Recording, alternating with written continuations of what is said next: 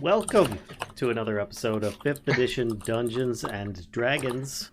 Yes, everybody's unmuted this time. Descent into Avernus. Yes, that was a half Kermit. Let's just jump right into our brief descriptions of the characters we will be playing. And then we can get into a the quest log, which has the recap of the shenaniganery that we ended on last time, because it was actually at a high point. It was quite the cliffhanger, at least in my opinion. So I will start with myself. I am Vallen. I will be playing as Palkas, a half-orc sorcerer, wild magic sorcerer, so sometimes he goes a little wild.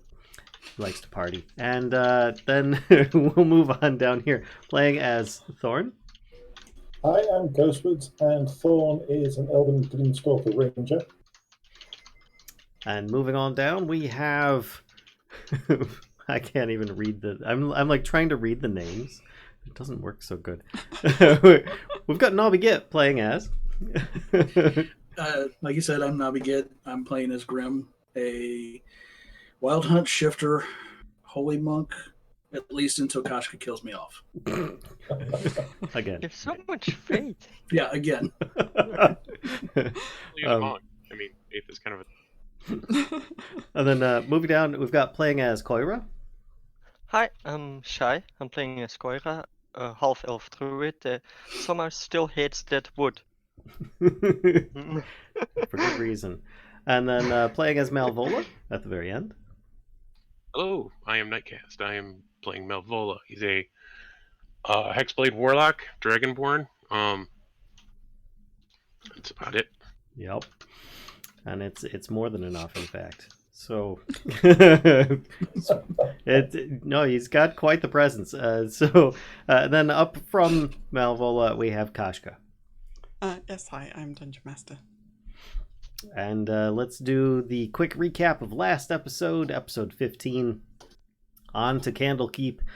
We returned to the Elfsong Tavern in Baldur's Gate after setting the noble free, known as Satyr, as well as Fallister Fisk, who chose to accompany us. We rested and discussed our plans. We set out to tell the Flaming Fist captain who conscripted us that we were intending on heading to Candlekeep, and why after we did some shopping and charity donations. We were halted at the gates by Liara Porter, the new temporary leader of Baldur's Gate, who had our story of the Van Thamper Manor substantiated by the escaped noble, minus all the gruesome details of us slaughtering all of them. Liara was all too happy to help us and sent us on our way with complimentary riding horses, soon to be expired. We were then attacked on the path to Candlekeep by a devil in disguise as a farmer, or a farmer with a really good devil disguise, and a group hidden in the straw of his wagon. Kashcah? So I prepared a battle mat. Ooh. So I'm going to take you guys over there, and there we go. Yay! Oh my.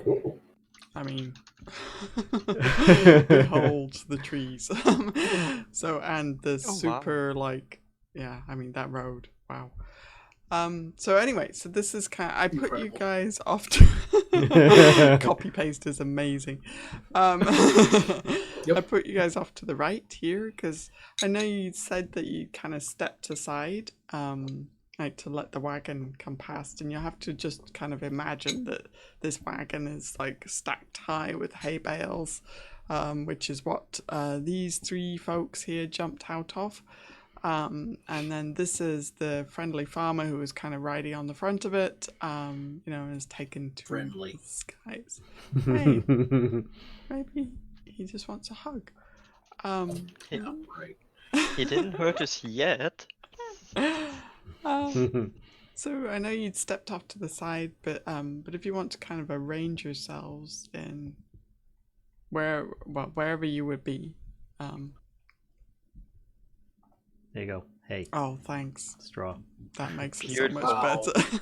I made it Heading one toward line work. so it's easier to remove.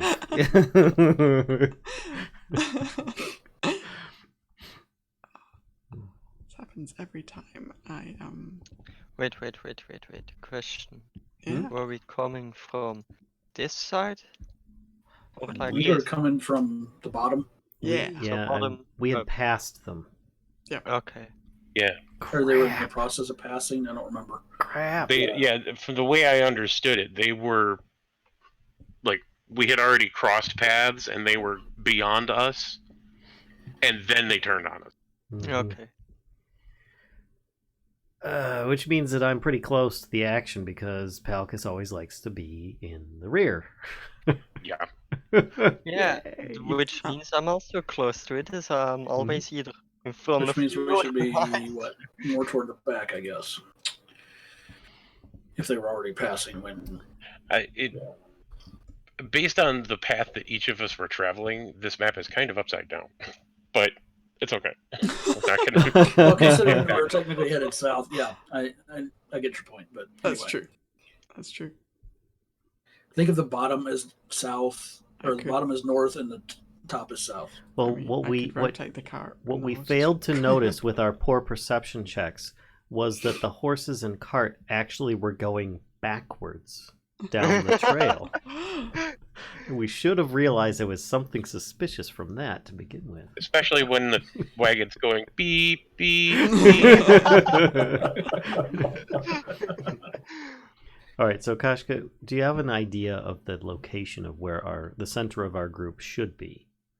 Otherwise, we're all just going to start like yeah, I mean, I nuts. think round about here Strategically because positioning. so. About there is the center. yeah, because Okay. the farmer did wait until the wagon was kind of just passing you, and Mhm. then shouted at his mates. All right. Slobber chops. I don't know if we'd all be in a line, but anyway. Oh, yeah, we were Hey. getting off the beaten path. Yeah. I mean, I'd be happy to be back in the bushes, but I figured we probably just pulled off the minimum distance to let him through. I think so, and that was kind of his plan. So maybe. So let's roll some turn order. Okay. Okay. I hate when I roll that low. I'm happy when I'm not first. That'll change. Yeah, no kidding. Right?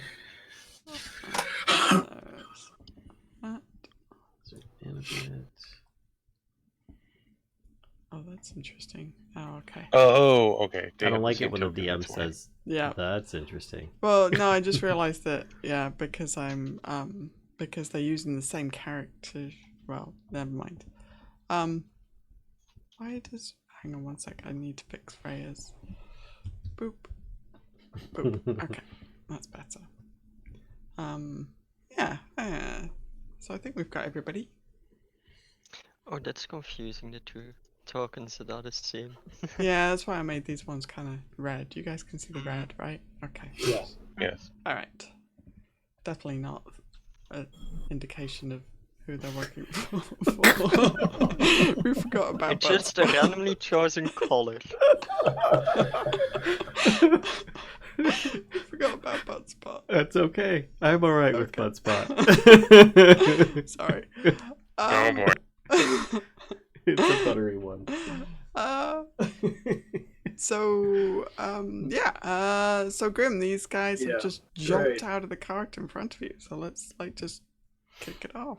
And you said the farmer brought it, changed, and took to the air. Yep. Yeah, so he's about where his token is, right? But he's probably about like 40 feet in the air. Oh, he launched. Yep. Just Superman pose and Yeah. everything.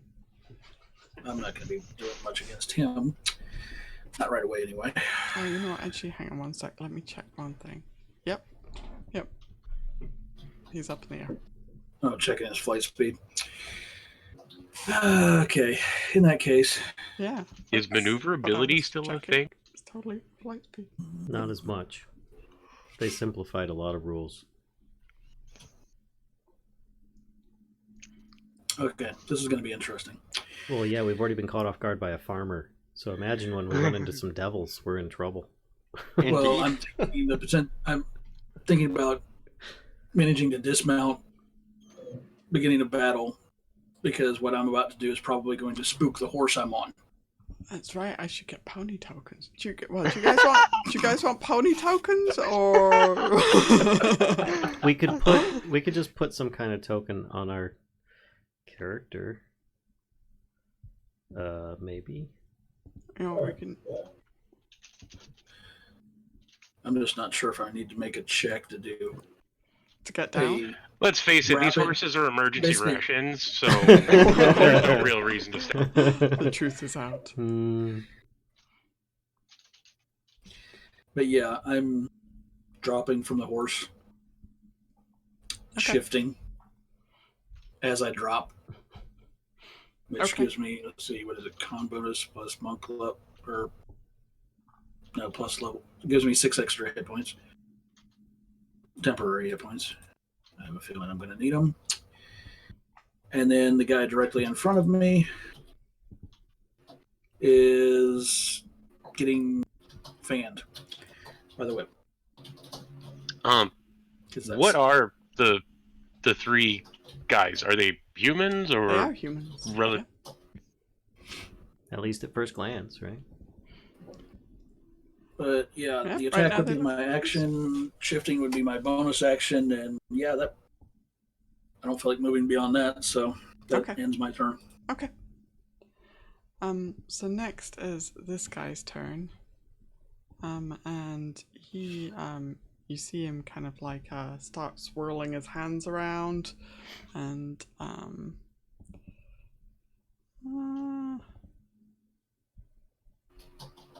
one tar.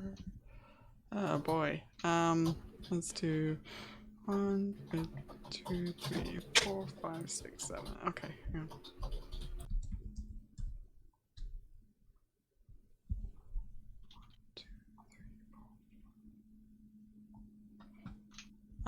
So he, this fire, ray streaks towards you, Coyra.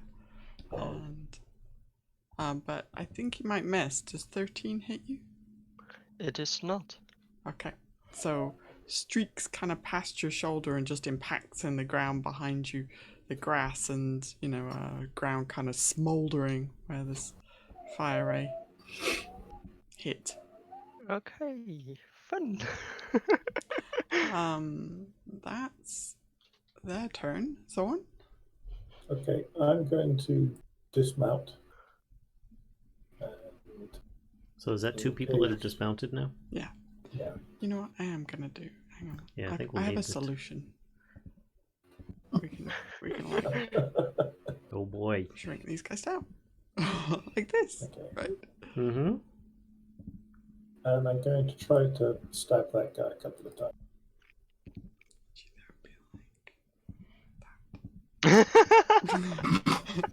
Okay. So the first one hits. It's like when you put a penny on the railroad track. No wonder I missed. My legs have been hurting from trying to straddle a horse that big. It's like out of driver's tours. Okay, so he takes 12 damage. Okay.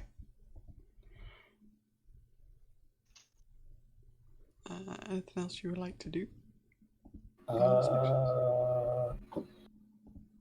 Not yet. Thank you. Okay. Just handing out horses. Yay! You get a horse and you get a horse. You get a horse. Almost looked like Ray got 2 horses. Boop. Boop.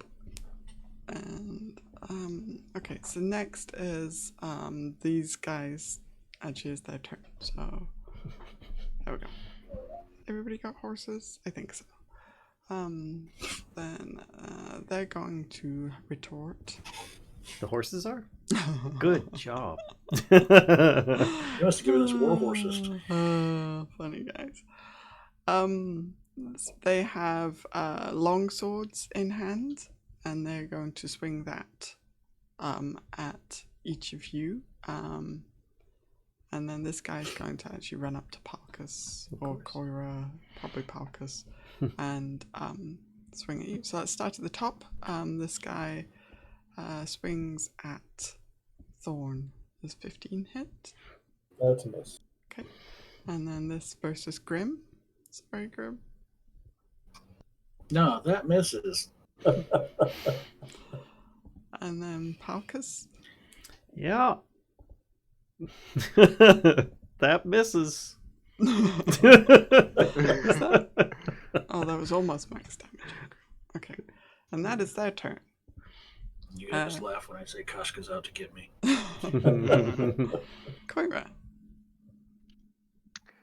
I'm gonna try to whack this one with my scimitar. Okay. That will hit. Nice. Okay. Very cool. He takes a wound from that. Question: with Yeah. me being on a horse, do I have advantage or disadvantage? I don't. So it's kind of cancelling each other out, right? Because Okay. if you had like mounted combat capabilities, then you'd have advantage because you got the higher ground. But you don't, so you kind of lose. Like Okay. you're not used to fighting from on top of a horse. You're used to fighting as a horse. Not yet. Not yet. Okay, After the down. whack, I actually go off the horse. Okay. So you hop down. Mm-hmm. All right. Next to me. All these calm, well-behaved Do you want? ponies. Do you want? You've got a bonus action. There's some movement left if you want to. Nope, I'm fine. Okay. Palkas.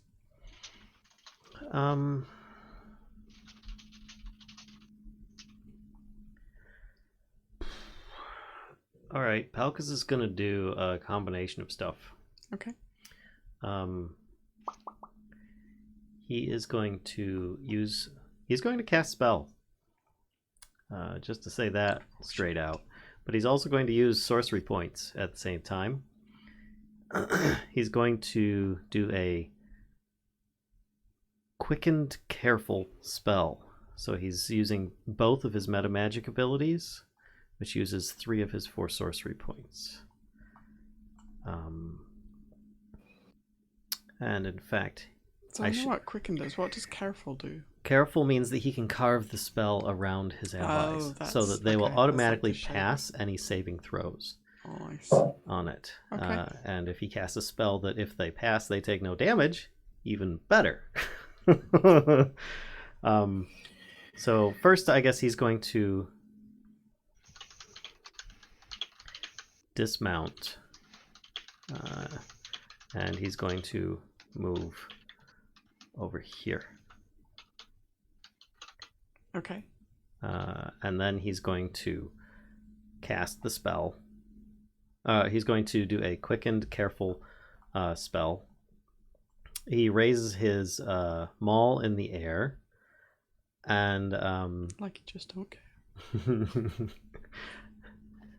he says, "Dig," and he slams it onto the ground. And Digging. yes, he basically is using his careful spell to carve it around the others, so they automatically pass, and there's no secondary. If they pass, they take no damage. But he's casting Earth Tremor as a bonus action because it's quickened. Ooh. Okay. Which, That's it. there we go. And it's going to be at a higher level, so it might not have that already hooked up to it. Let me find out. Oh, it doesn't. He's casting it at level 2. Which isn't very much, but it would do 7 bludgeoning damage. And if they fail... let's see, I can actually put that in chat, I think. Can I I put just that in realized chat? I'm missing somebody. Sorry. How do I put that in chat?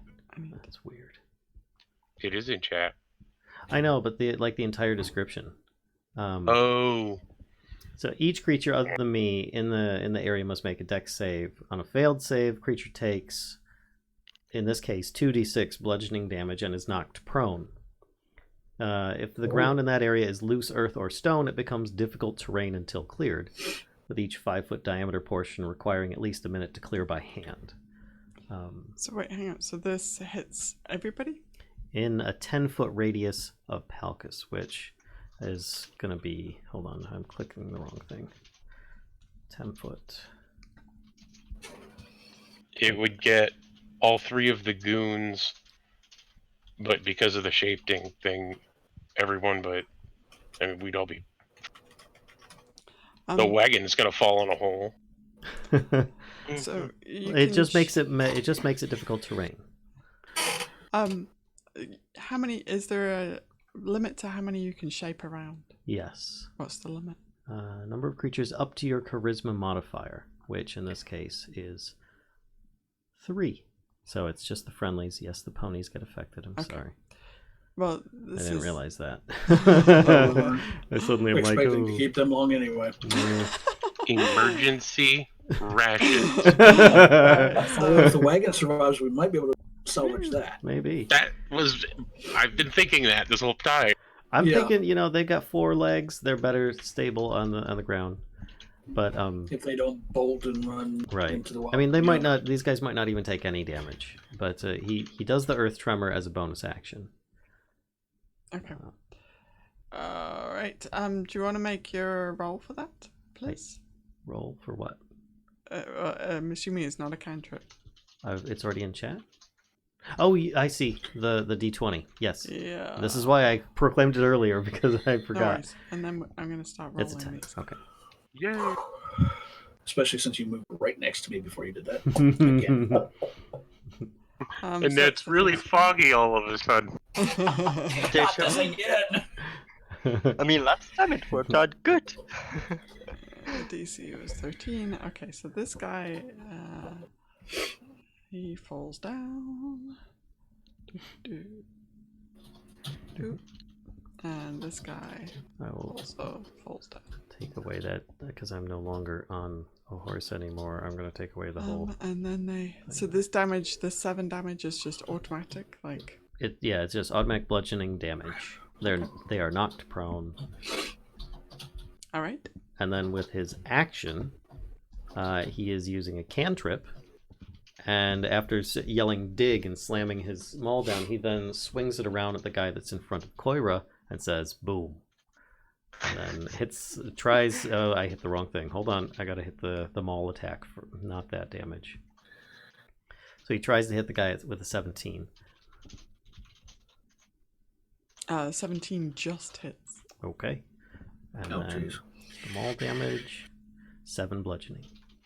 Okay. And so he gets 7 lightning and 7 bludgeoning? Nope. Only if the guy moves does he get the lightning. I didn't mean to click Sorry. that. That was my mistake. One day I'll remember how that spell works. And it's only worked once, so you don't have to remember that often. This is a cantrip or no? This is a cantrip. Okay. Okay, so he gets the 7 bludgeoning, and he's down anyway. So, okay, so this horse falls over. This horse gets spooked and kind of runs off. Of course. And so does this one. Yep. And this one kind of rears up and starts like backing up. Okay. Yeah, maybe that one's run a bit further away. Okay. Alright. And with Slower that, chops. let's see, he moved. How far did he move before? He was here. Moved there. Slower chops was on, let's say, on the back of the horse. That was 15, and then... If he didn't take wing, it started going nuts. I'm just thinking that it probably would have, like, hang on, I need to retrieve slower chops. Probably would have hopped down as the horse was running away.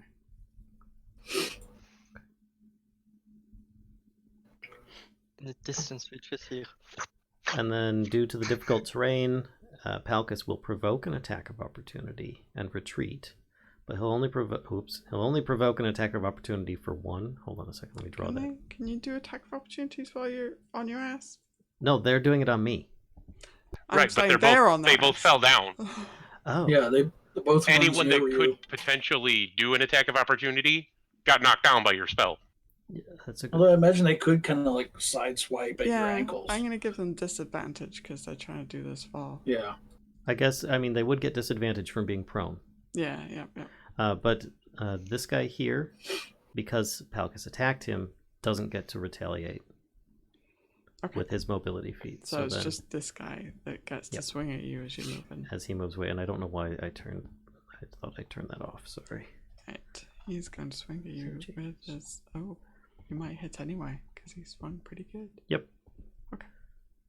So he hits. Manages 8 slashing damage. Okay, and that's it. Ow. You didn't need those hamstrings, right? Nope. Apparently not. Palkas, having been smacked with an attack of opportunity, do you still get your move, or does that pull you up short?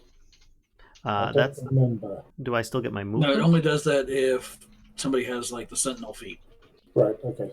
The sentinel feat stops them in their tracks. Okay, gotcha. Alright, also, I realized that I did not. This is completely my mistake. I did not roll initiative for Philaster, so I popped him in, and he's gonna go right after Rhea for now, and then I'll move him into the turn order where he should be. Okay.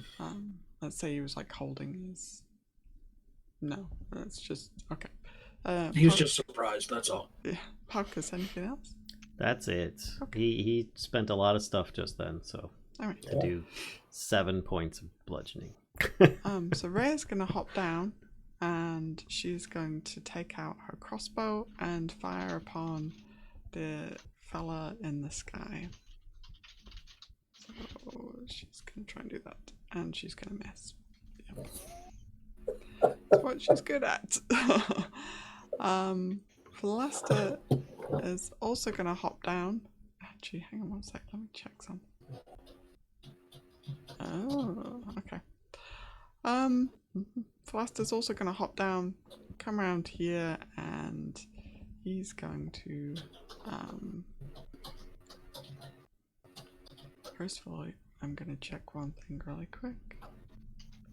Those little squares I made are not difficult terrain because I forgot I carved those. He has the short sword that he purchased, and Okay, I he's was swinging wondering. at this guy. So he hits this guy for 1 million some damage. damage. He does a chunk of damage to that guy. Good. Thank you, Fisk. Right, Malvola. Question, are we supposed to not see his... His rolls? Yeah. Yeah. Okay. Just making sure. All right, Mal, what you got?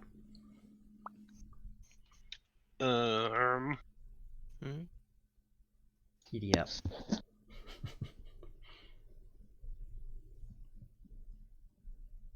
Yeah, I'm gonna fire an Eldritch Blast at the flying. Sweet. Oh, that will hit. Oh, that's a very nice Eldritch Boop. That is very good. I mean, yeah, that's a big bada boop. So he takes that square in the chest and seems quite hurt by it. It's like, how could you do this to me? I'm just a farmer. I'll show you. Give me just another couple seconds, and I'll show you exactly how that works. Okay. So that's anything else you would like to do?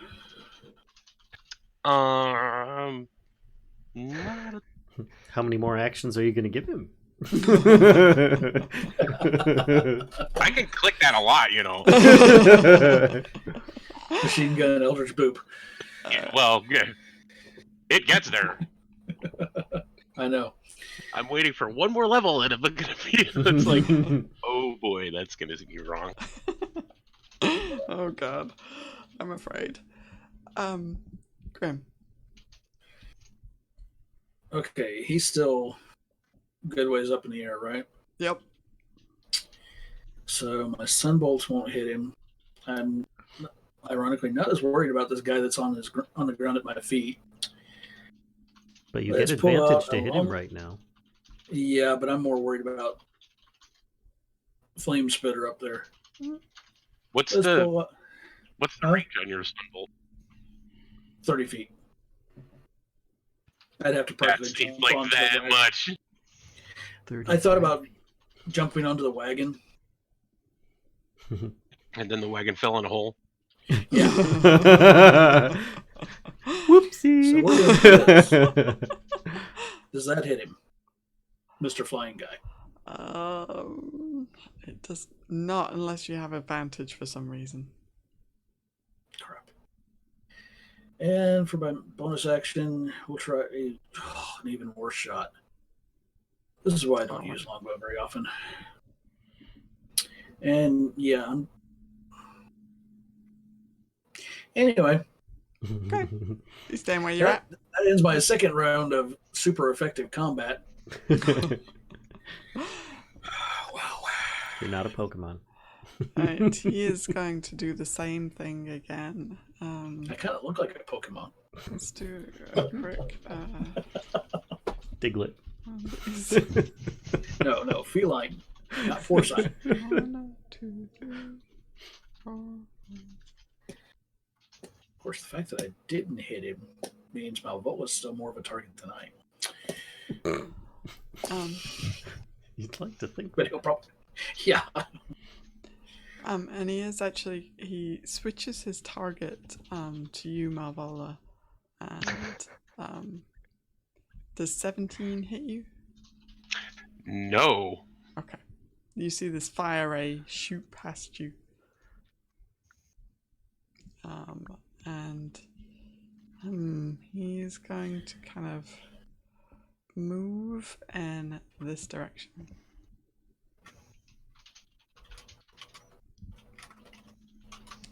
Alright, Velasta is going to...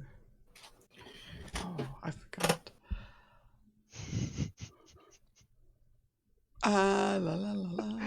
Then Falasta's going to take... he seems to be kind of getting the hang of this short sword and takes 2 attacks, actually. What? You don't just suddenly get used to it and take 2 attacks. Listen, mister. Do you want that guy dead or not? Yes, please. Stabbeth away. Stabbeth away. I'm surprised Thorn hasn't killed him already.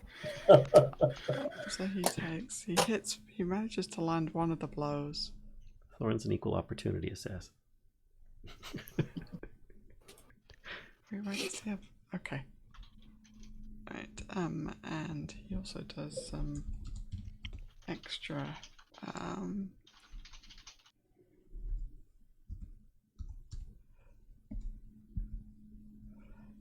so he moves quite quickly, Thorn. He's quite light on his feet and seems to be able to do extra damage to him because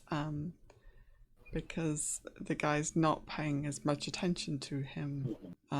So he does a nice little chunk of damage there to him. Wait, where is that one? Hang on. Okay.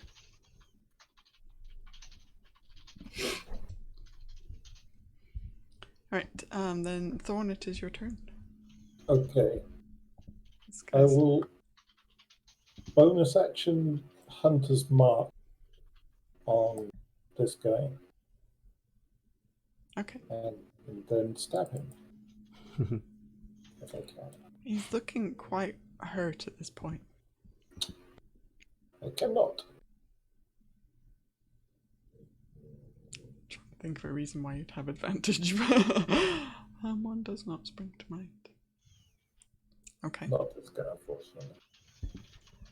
Then it is their turns. So first thing that's going to happen, these guys are going to stand up. Oh, that's them. Oh. Yeah. I thought that was our teammate. No, she's like after you. Oh, crap. So then this guy's going first. And he's actually gonna kind of change his focus and swings at Philaster and misses horribly. This guy is going to swing at you, Nobby. I don't know. It wasn't a nat 20. And this guy's gonna take a step forward. Thankfully. and How much swing. damage do I take? Oh, sorry. Yeah, I should do that. You take 10. Question, are they not on difficult terrain?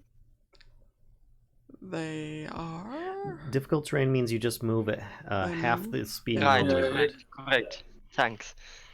That No. blanked my mind for a moment. Not a problem. So does 19 hit you, Palkas? Yes, it does. Okay. Very little misses me. Isn't that the same damage that you took last time? 10 and 8? That's weird. Yeah. Wait, is he hitting me once or twice? The 10 No, the was 10 for, was me. was for Grimm. Sorry. Okay, so I You got took hit for 8. Okay. Yep. Unfortunately, this time I didn't have temporary hit points to soak the bulk of it.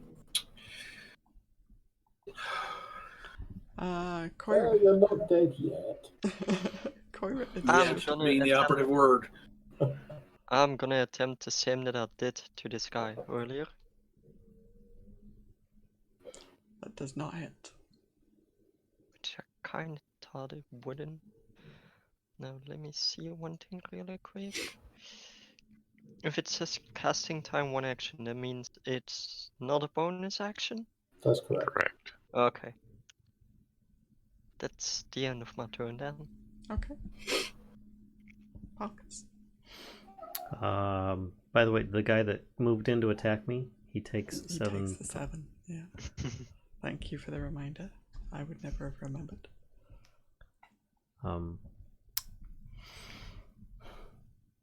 Palka says boom. It's actually his best bet right now. Because it allows him to get away. And he's either got to spend his action to get away, or he can swing away and try and get away. Alright, he misses, I'm sure, with a 13. Yes. But he is going to move his full 40 feet all the way over here. Okay. So, Run, Palkas! yeah, pretty much. He tries to escape the heat of combat. And that is his turn. Okay. Rhea is like, screw this. She dumps her crossbow on the ground and is gonna kind of push in between Grimm and Coyra and is gonna try and hit this guy. So she takes and she misses. She's not a good swordswoman. She has a good spirit, Mm-hmm. but Oh. she's She's too deluded. kind-hearted. She's deluded as well. She's just too kind-hearted to hurt. She just can't bring herself to. Malvola. Kind-hearted hell writer. That just sounds wrong. Yeah. She's cursed.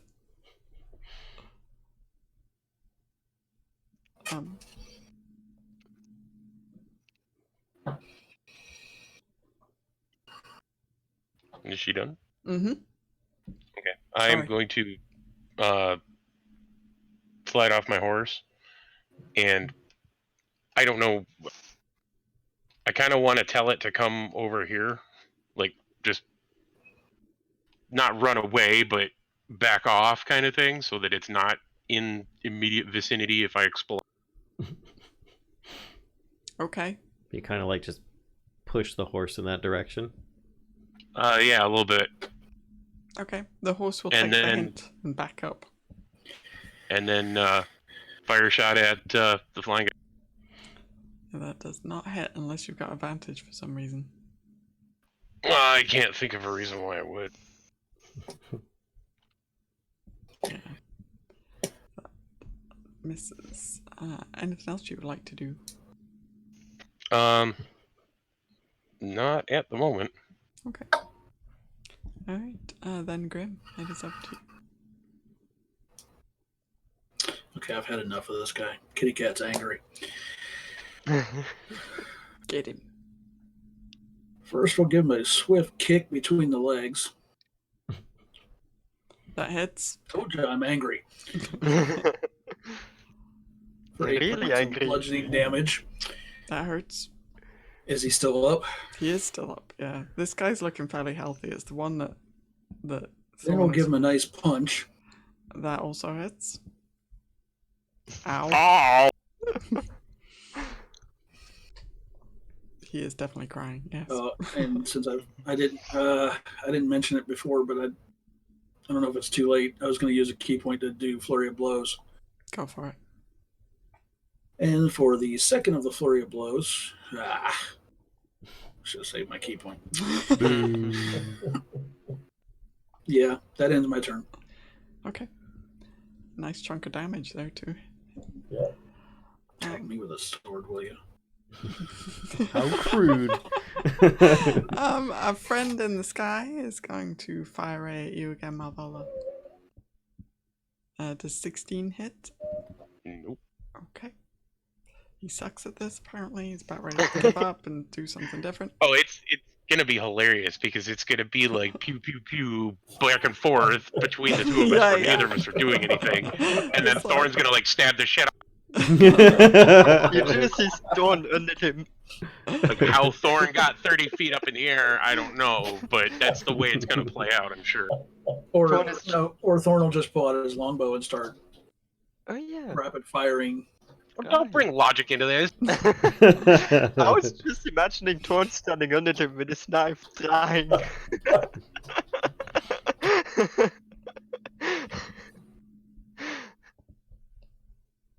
Oh, that's why. Okay. So Oh, then- actually, now that I think about it, let me check and see if I have.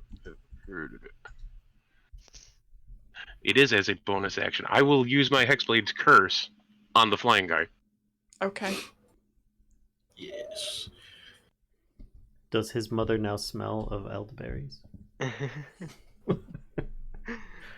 Or is that his father? I think that was his father. Yeah, maybe is a hamster. So Philasta does the same thing again, swings deftly at this guy twice and manages to land one of the blows, and he just seems to have kind of a way with the blade where it does a little bit more damage than a regular short sword. Thorn. Okay, I'm going to keep hacking away at the same guy. He looks like he's on his last legs. Like one more good hit and he'll be done. Let's see what we can do. Last legs. How many legs did he have? Oh, that one 9.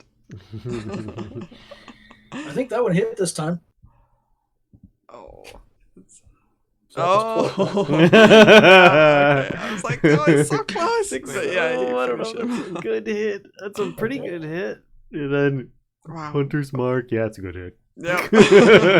And for my bonus, I will switch the mark to him. Okay. Awesome. Then it is their turn, and this guy is looking quite panicked now that he sees 3 of you like fairly well focused on him. So he's a little bit worried.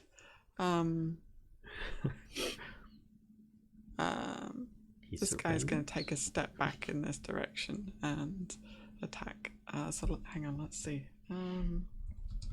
1d3. Oh, yeah, 3. So 1 being.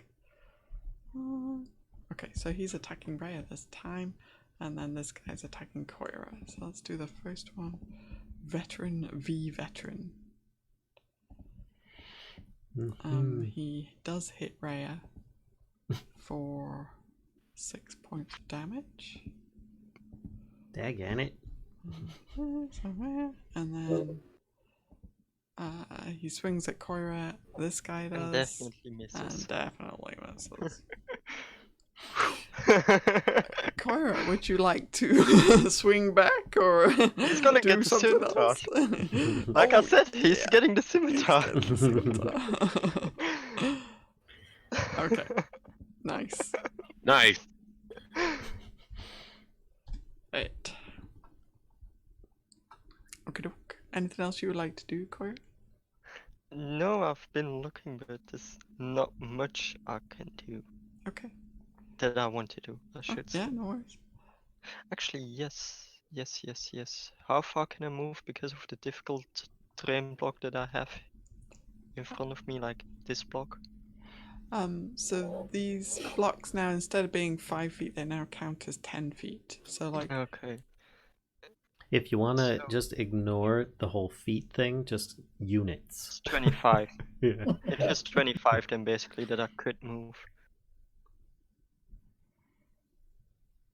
Yeah, I'm gonna move up to there. Yeah, that's possible, I think. Wait, is it? I can't do math. I think it's possible, yeah. yeah, Yeah. You'd be able to go there. he is gonna swing at you as you kind of move away. That's fine. Okay. He misses. He misses again. He's got like blood down in his eye or something. I don't know.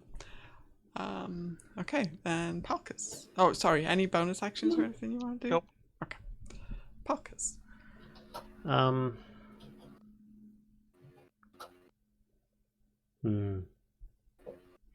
He's going to try moving. Like up to there, I think. And he's going to use a cantrip. Are you hiding behind Slobberchops? Hey, Slobberchop's just been hovering there. He's going to use Mind Sliver on this guy. Ooh, okay. That's good. Interesting. So there you go. He's got a DC 13 intelligence Intelligence save save. to make. How smart is he? He is not smart enough. He rolled a 7. Okay. Cool. So he takes 5 psychic damage. And Ow. the next save he makes before the end of my next turn, he gets a -1 to that. Okay. Alright. Before the end of your next turn. Gotcha. Yes. So essentially, my turn comes again. I can cast, if nobody else has already tried doing a save on him, you know, then it would still be affected by my spells and stuff. So that's it. So you could theoretically just dig a hole around him with that saving throw, because it's not until the end of your next turn. That's true. That's true. Yes. If I had more sorcery points, I could actually do more right now, but I don't. I blew almost all of them in the first round of combat, so I'm all like, wee. It's okay. In theory, we'll get a rest at some point. All right. So that's it. Okay. Rhea is going to swing at this guy again. She hits. She hits him. Go, Rhea. She heard us. She heard us I talking. know, yeah. She's like, I don't need your pity. She swings at this guy and does some decent damage. I mean, that's the thing. If she hits good. That's her turn. Malvola. I'm keeping up the game of tag. It's just like, pew. No, you're it. No, you're it. No, you're it. No, you. Here we go. Nope. These are some tough dudes. Dudes. They got a lot of HP. Do you want to move or do anything else, or?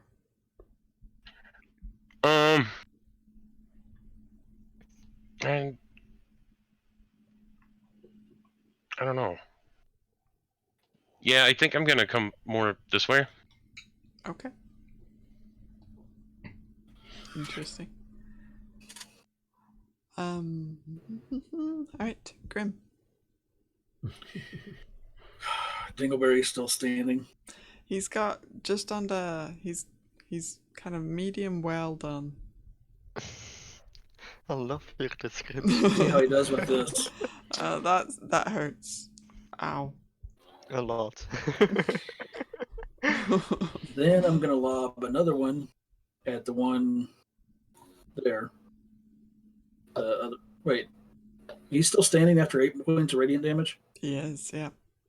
Okay, he's getting another one Okay. if that hits. That does just hit. So he gets a total of 16 radiant damage. Nice. Is he still standing? He is. He looks like one good hit and he would be done. Mm. He's kind of like... You mean another looking good very hit? panicked. Because that was pretty good. Yeah, for sure.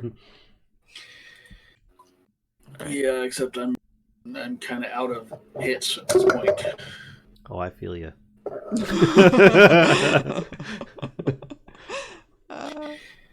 And I'm not going to move because I don't have the hit points to soak attack of an opportunity. Okay. This guy, our friend in the air, is going to The farmer? Yep. He swoops down towards you, Malvola. Uh-oh. And he's actually gonna he tries to grab the shield. So he's gonna make Okay. we're gonna maybe handle this a bit like a grapple. So he's gonna make a strength. So you can use either like escape artist or athletics to see if you can prevent him from grappling your lovely shiny shield away from you. So they're after the shield.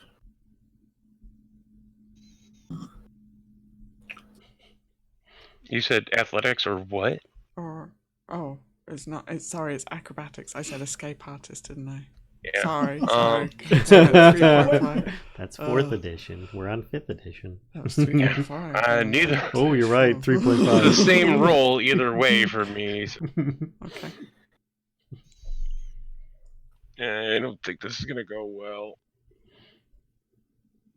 Okay, he's got a good hold on the shield, and how do you have it secured? And remember it being across your back. Have you got like? Yeah. Is it strapped to your backpack, or how have you got it secured? I'm really not sure how that works. It's like in a stowed position on my back. So I'm. Do you have it hanging on a hook? Do you have the handle strapped to your backpack so that you would actually have to unstrap it to use it? We have it between you and the backpack. Yeah, I think that would be unbelievably uncomfortable to try and carry it. I'm more inclined to think that it is strapped to the pack because I'm not intending to use it until I understand it better. Okay. Then at the moment you're kind of like locked in this grapple then. I think next turn he can try and yank it away from you. Depending on what, happens between now and then. Would that count as doesn't he have to make a melee attack for that? In order to initiate a grapple? I don't think you do you? Do you make a melee attack to initiate a grapple? I don't know. There's grapple rules. I don't know them. I think it might, but I don't remember for sure. I don't think you do, but I am often wrong. So let's have a look. Oh, making an attack grapple. You can use the attack action, make a special melee attack grapple if you want to make multiple. Freehand. Using at least one freehand, you try to seize the target by making a grapple check instead of an attack roll.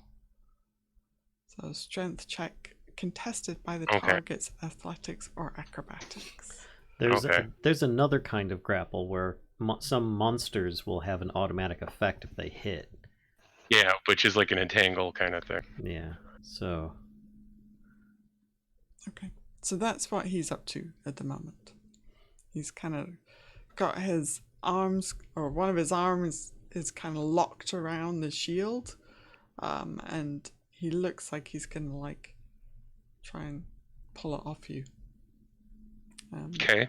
This is what he's done so far. So that's his action for now. Okay, Falasta is going to take this opportunity to run around here and attack this guy.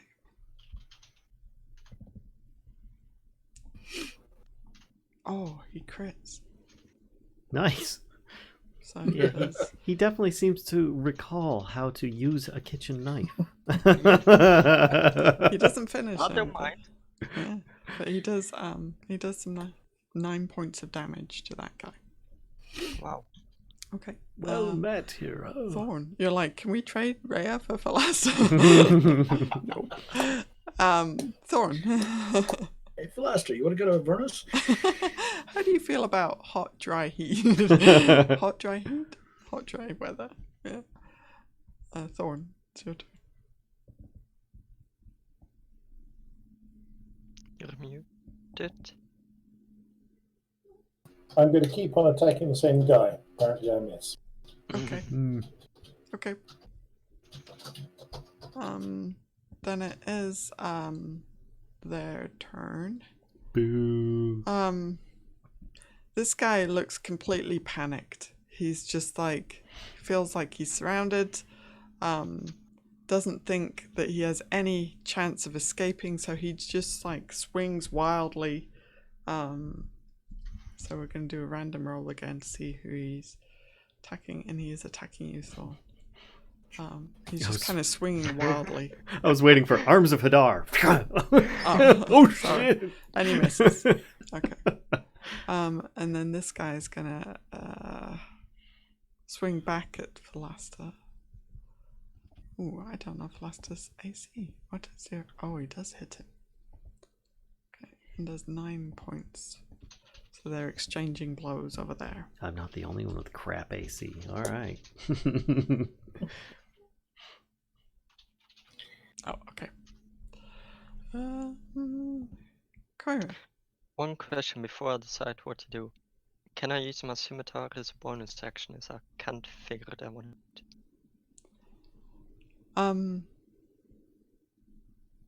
I don't think you Wait, can. Can you do what? Use scimitar Use as a bonus. scimitar as a bonus action. Not as a druid.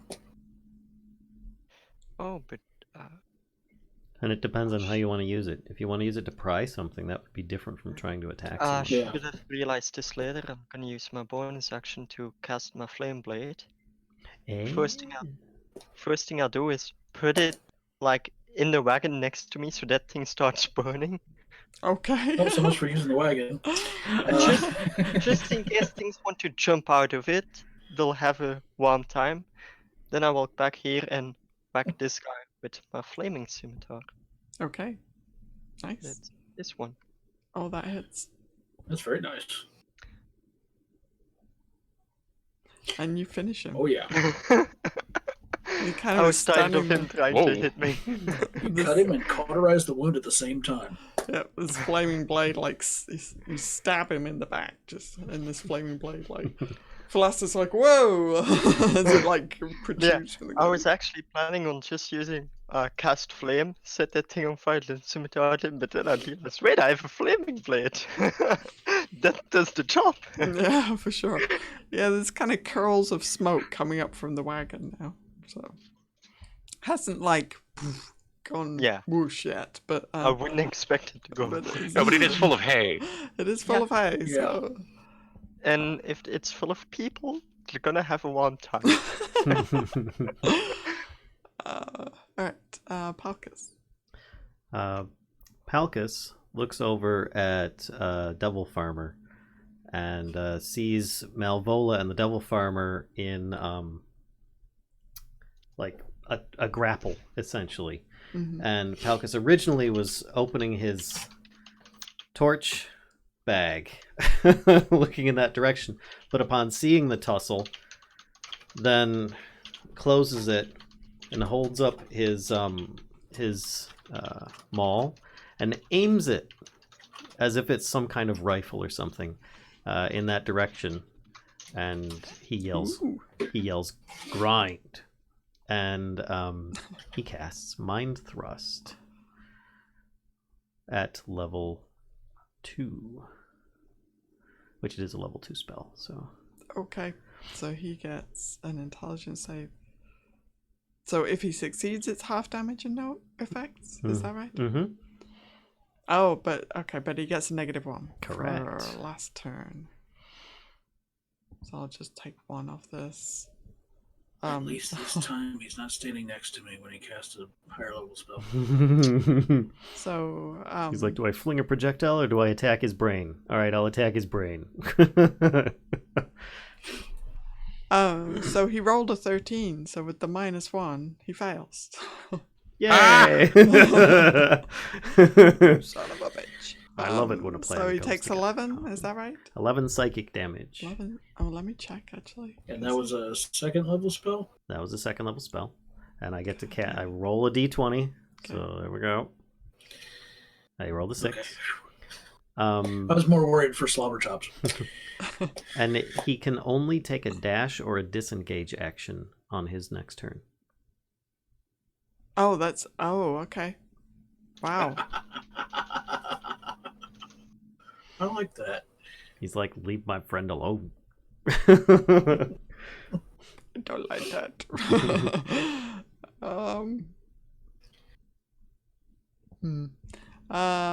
Rhea is going to swing once more at that guy. Oh, Yay! Yay, Rhea! she hits. Rhea learned how to use the longsword.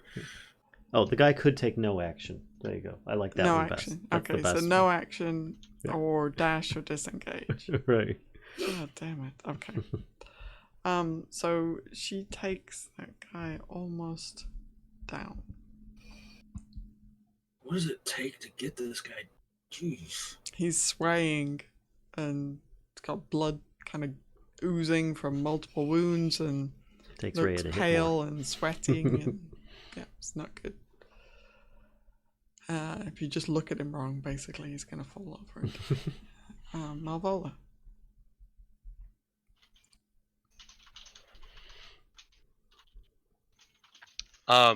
The slow dance of me and the Cambion explodes in magical limbs that beat the crap out of him. Beautiful.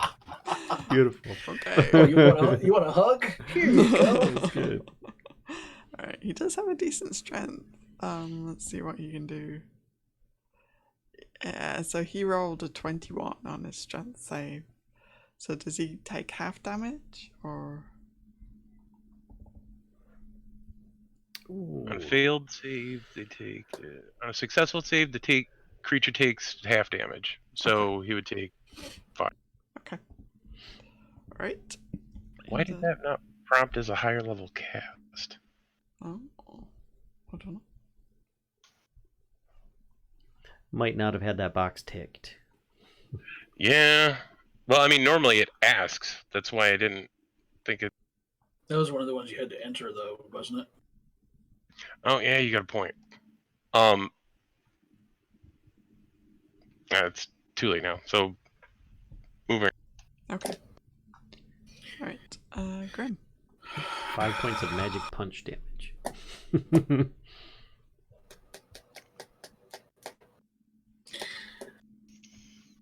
Okay. Sky uppercut. Why'd you do that? I can't do. Oh, this horse would have got back up by now.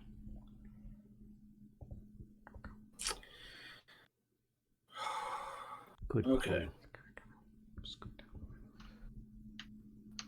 I was considering kicking this guy in the teeth, but instead, That will hit. we'll shove a ball of light down his throat. And yeah, that finishes him. Hadouken. And then move here, which puts me in range to share the light with the farmer, who takes 6 points of radiant damage. Okay. Yes, he does. And that ends my turn. Okay. He cannot do anything at all. But I mean, he could dash Oh, or disengage. He could do nothing. Dash or disengage. Or he could just move That and sucks. prompt, attacks if he so desires. But I like that idea. I'd like it if I were in range to add to those attacks, but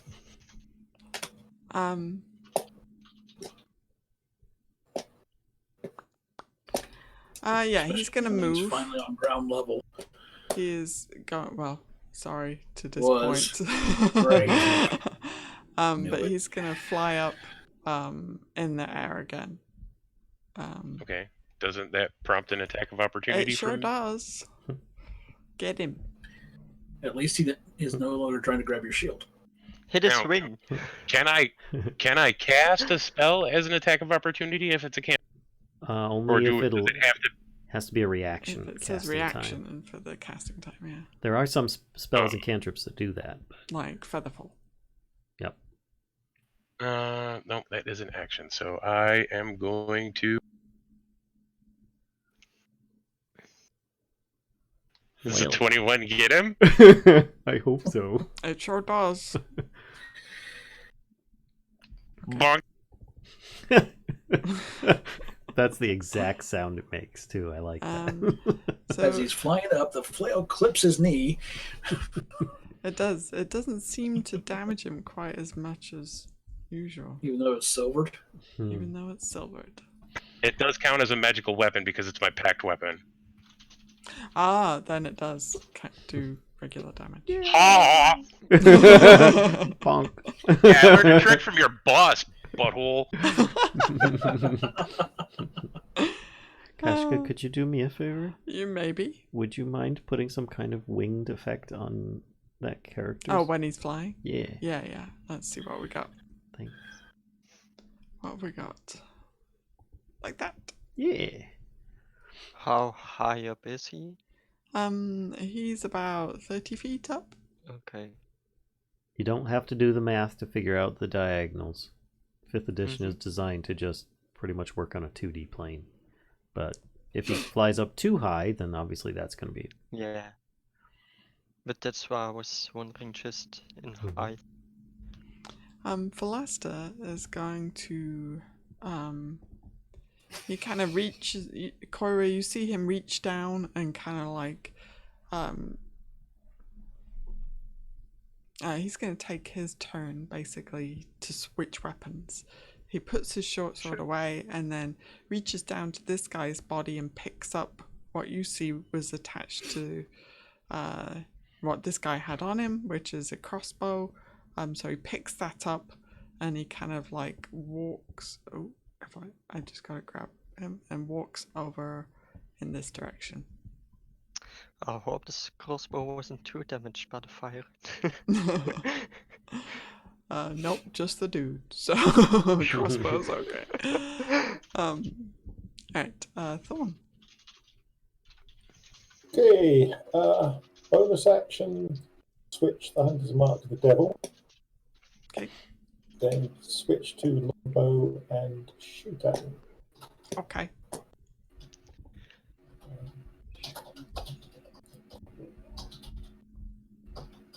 Twang. Ooh, twang indeed. Twang. Yep, unfortunately. Flies past him. You're used to shooting in between your friends' heads, not at just this open target. Either that or it was the process of switching. Anyway, that's me. Okay. The veterans, actually I can just remove that because they are no more. Yay! So Coyra, it is your turn. Let's see. That's 5. Right click. I can just barely get out of their range, correct? Yeah. You could even go one more square, but there's people. Is this still difficult terrain? You could go here, you know, and Actually, yeah, normally I move. didn't see this square. Thank you for pointing it out. Now, Okay, yeah, that's true. I see that my arrow was stuck. Yeah, so that is fine. I can move 30-ish, so I can move to that. Can I move 30? Yeah. Yes. I can. Mm-hmm. So I'm just gonna move up to there. He's up 30 feet, right? Mm-hmm. Sword whip? There's no way my Thorn whip Sword can whip? reach. Aw, Just 30 feet. Oh, that would be. because it would be great to be like, get back down here. That was my plan, but I need to get Get over here. Basically, it's like. Okay. That ends my turn, by the way. Okay. Palkas? Palkas, seeing that the target lock is now flying free and nowhere near his friends. He gets a grin on his face, opens the flap on his torch bag. Been waiting for you to do that. And casts Catapult at level 2. Now, is it going to be a torch or one of the daggers? Or using... Or what else? Using a dagger. Okay. Quick question. How is the fire going? The fire is burning. Okay. So let's do that. We need... Hold on, I gotta find it. I've got so many spells now. It's so cool. Here, it's Remember Dragons. Mind Thrust. Where is it? Oh, Catapult. Okay, now I'm casting at level 2. I don't know if it's going to prompt me or not. I can't remember. It prompts. Okay, level 2. Submit. DC 13 deck save. Let's see what he's got. Yeah, this guy is pretty... Yeah, he succeeds. He rolls an 18. All right. It goes wide. Okay. Anything else you would like to do, sir? I'm sure there's plenty I'd like to do, but I don't think there's much more I can do. So. Okay. D20. Oh, you're right. Yep. That was another spell. Not that I want one to happen, okay? No, you're right, Which though. is fair. Oh, 6. Mm-hmm. Okay. Okay, the numbers are starting to get lower. Stop that. I need to make a list of your cantrips. Yeah. Okay. Anyway, Rhea is going to... She comes over here and unhitches the horses from the burning wagon. Good. Because, yeah, the flames are kind of starting to climb from all the hay. To be honest, I kind of forgot that there were attached to the thing. Hate the dead wood, but sorry, horses. Yeah. No, if I would have remembered that, I would have released them. I just completely forgot there was a thing. To do that. So she does that, and then she's gonna kind of she kind of takes the tack, so she takes a hold of the reins and whatnot, and is trying to kind of keep them under control a bit. Malvola. So he is not in melee range yet. He is not in melee range. That is correct. Boop him. Boop him! Yes! Wow. Oh, God. Uber boop. All right. That hurts. So, yeah. That's not your purse! Stop thing. Yeah, he looks pretty well done, at this point. Maybe like 3/4 of his life has been removed. Anything else you would like to do? I don't have anything that I really can do. I don't have a lot of bonus action types. Okay. Well, I do, but they require being prompted by something else. Fair enough. Grimm? Okay, you said he's 30 feet up, right? Correct. So for Sunbolt, I'd pretty much have to go right underneath him. Yeah, I mean, you can stand next to him for ease. Yeah, we did static. Well, Malvola did. Okay, the first one misses, and screw it. Key point. What? Oh. Boo! No! No! Oh. Okay. Oh, that hurts. Okay. Yeah, that's my turn. All right. So he continues flying up and away. He's just going to use his entire turn to run, basically. And he has a pretty speedy, fly? How speedy? Well, if you want to know the numbers, 60 feet. So he's Oh, so if doing he doubles it, 100 he's and- at 120. So Boom. in one turn, he's at 150. Yeah. I know one person in the party that might be able to still hit him. So he's kind of moves like way off the map, basically. So who? Well, Philaster's like, oh, I can do that, Thorn.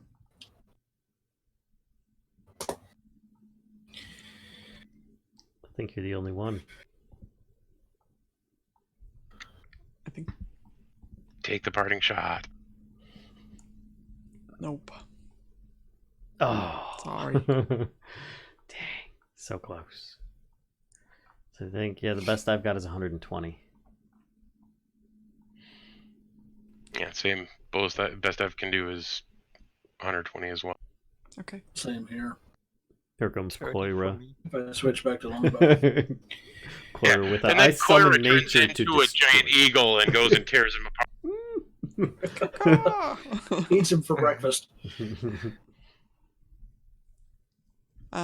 So this guy is basically flying away. He's like next. Which to him. direction? He's going kind of like, if we consider this map being, I don't know. He's going kind of like, if this map is reversed, right, and this is north in this direction, then he's going like northeast. So he's kind of heading back toward Baldur's Gate. Yeah, to an extent. Or that general, not surprising. Of course, if he works for the Van Thampers, he's going to come back to an empty place, but... I still have him Hunter's Mark, That's true. so it's not impossible to track him if he keeps on direction. But if he keeps up that speed, he's going to outdistance us. well, yeah, but I mean, how long does he keep going that far? I mean, he's not going to a different continent. But does it really matter? I mean, he got the drop on us with a bunch of meat and still failed to do anything. So we just make sure that shield is as well secured as it possibly can be, and if he comes back, hit him again.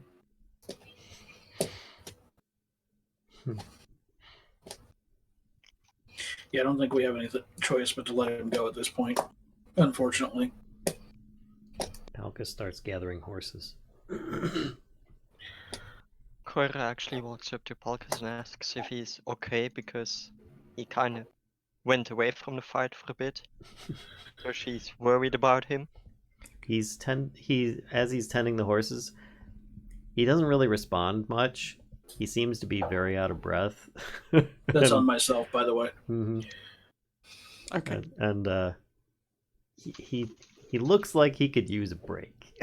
Yeah, that's basically what Coyra thought. So if she gets the chance, she's gonna cure wounds on Palkas. He'll actually hold his hand up and just be like, "I'll be all right. I just need to catch my breath." You sure? Mm-hmm. Thank you. Oh, what time of day is it? So you'd set out, and so it's probably like early afternoon by this point. Palka says, "I don't like farmers anymore." Definitely don't trust him much anymore. They're very deceptive. Ray is like, do we want to do something about this fire? And Palkas comes over and says, "I'll fix it," and he'll use mold earth to put dirt on it, extinguish it. Okay. And then Coyra. proceed to try and repair the road a little bit in the process. Mold earth will allow him to do it once, 1 5-foot area per round, as opposed to somebody doing it by hand every 10 minutes. So Sure. Coyra just goes to the horses. She doesn't use the speak with animals spell that she can do, but she just is like she apologizes to the horses and explains that she forgot that they were tied up to the thing. And she feels really, really terrible for putting them in danger. What kind of shape is the wagon itself in? It is Crispy. hard on the inside. And one of its wheels is a little crooked looking from the earthquake. Earthquake. It's from the what was that spell that you cast? Earth Tremor. Earth Tremor. Yeah. Which actually, considering there are bodies there, Palkas does the usual thing of tries to see if there's anything of note on them, but if not, bury them with the Mold Earth spell at the same time. It is the wheel on this side that is damaged. Coyra actually goes over and she tries, even though she absolutely hates the cart, she tries to mend it. Okay. Just in case the party wants it. She is looking with absolute disgust at the wheel while bending Well, it. if we can salvage it, it could come in useful at some point. At the very least, it makes it easier to move it off the road. Yeah. It looks like the wheel is still a bit wonky. It looks better than it did, but it's still not quite right. I mean, Coyra didn't really put everything in it, so Yeah. it's kind of understandable. So it'd be better bet to just kind of shove it off the side of the road. I mean, at least take the horses, Yes. spare mounts for when ours get. Yeah, Spare jerky. well, that's implied. I mean, given the time, we skin whatever ones happen to suffer a mishap. There's spare leather. Are you saying that out loud or not? Because No, we're kind of Coyra will discussing it off question to the what side. he's doing. Like, Well, if a horse falls, it's more disrespectful to just leave it. just bury it. Don't just. Come on. So Palkas would, of course, check out the what items the dudes Okay, had, but he the also dudes. wants to see if there's any information he can glean from their appearance or Okay. belongings. So they are wearing splint armor, Ooh.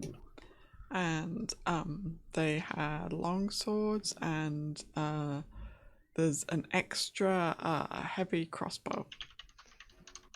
And Philaster already has the other heavy crossbow. Oh.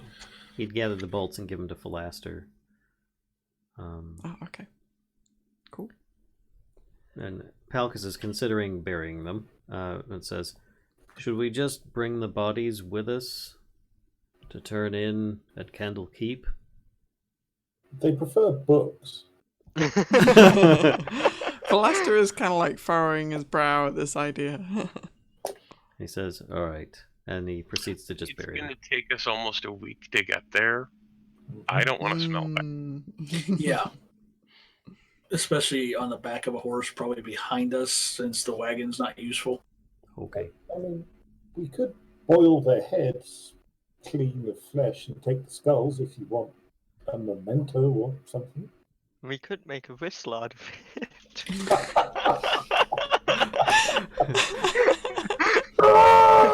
Palkas buries them faster. Before you bury them, on a less morbid note, Yeah. what kind of quality are those long swords? There's nothing special to them. They're just kind of, regular. They're not silvered or super fancy or anything. Just your standard issue long swords. And they've got scabbards and whatnot. Yep. I'm actually going to take one Okay. and kind of strap it to my pack. You never know when it might come in useful. Of course, I kind of wanted that spear the farmer had, but because if it's anything like the picture, that looked sweet. You did. Yep. A fancy pants spear. But yeah, he took I'm that just going with to him. take one of the long swords before Palkas buries them. Okay. And I'd say we press on until it starts getting toward dark, and then look for a place to camp. Palkas would like Been long enough. a short rest before we go, if possible. Just to catch his breath. AKA, I need to roll to my hit die. I got hit a couple times pretty hard there.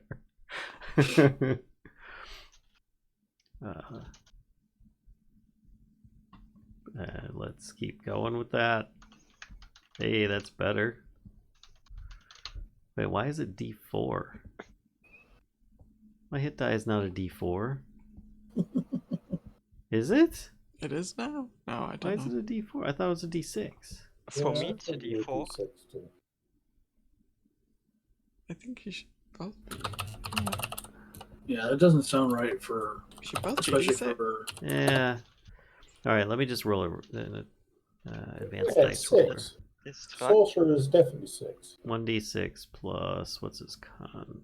3. 1, 2, 3. And then I'm going to roll. Alright, so 7. And then he's going to roll again. It's showing my hit dice as a D4 as well, which that is totally not accurate. They did some kind of update recently, and I think it messed up. Screwed So- up everybody's head die. That's So that's 11. Yeah, because yours should be D8. Yeah, Druid's at the end. Druid's a D8. So 16. Plus 21. Oh, I've been rolling with this dice for so long. Okay. I think it was. I think it was correct before. we Yeah. go. See, Nobby, it's rolling D4. Yeah, I for should you be a as well. D8. I mean, that's a max roll, and that should have been like 10 instead of. Yeah, just take it. That's Um, weird. Yeah, well, 6 gets me to max. I'm not going to. Oh, if I'm you going to worry about it. on the thing that Coyra Oh, I see the it. screenshotted and linked, Mhm. if you click on the D4, it gives you a drop down list. So pick the Oh. right thing and then Ah, cool. Question, how Good would catch. I know what the right thing is? It's a D8. You'd be D8. the book says it's a D8 because you're a druid. Oh, can I salvage Okay. either of the 2 arrows I shot? There we go. Let's see. The ones that I missed with completely. Not that I'm overly worried about it, but you know, when I only had 4 arrows to begin with. No, you cannot. Okay, I've got 2 arrows left. Not that I use them very often anyway. I can give you a few more hours if you'd like. I'm not. If I had been worried about it, I would have picked some up before I left. Okay. It's one of those, if something's out of range of my other attacks, I use that kind of thing. Or if I can't get closer or close enough for the other attacks. So, okay, so you've taken a short rest. So you did, just to make sure I understand correctly, you did push the cart off the road and Yeah. the bodies are kind of Yeah, I would buried say under cart on, in bushes, whatever, off behind the bushes those back here. trees. Thank you very much. Can't you tell? Okay. Big difference between a tree and a bush. you know. Somewhere off the road, behind some Somewhere in the bushes, green. trees, and other It depends stuff. on how far that partially busted wheel lets us push it.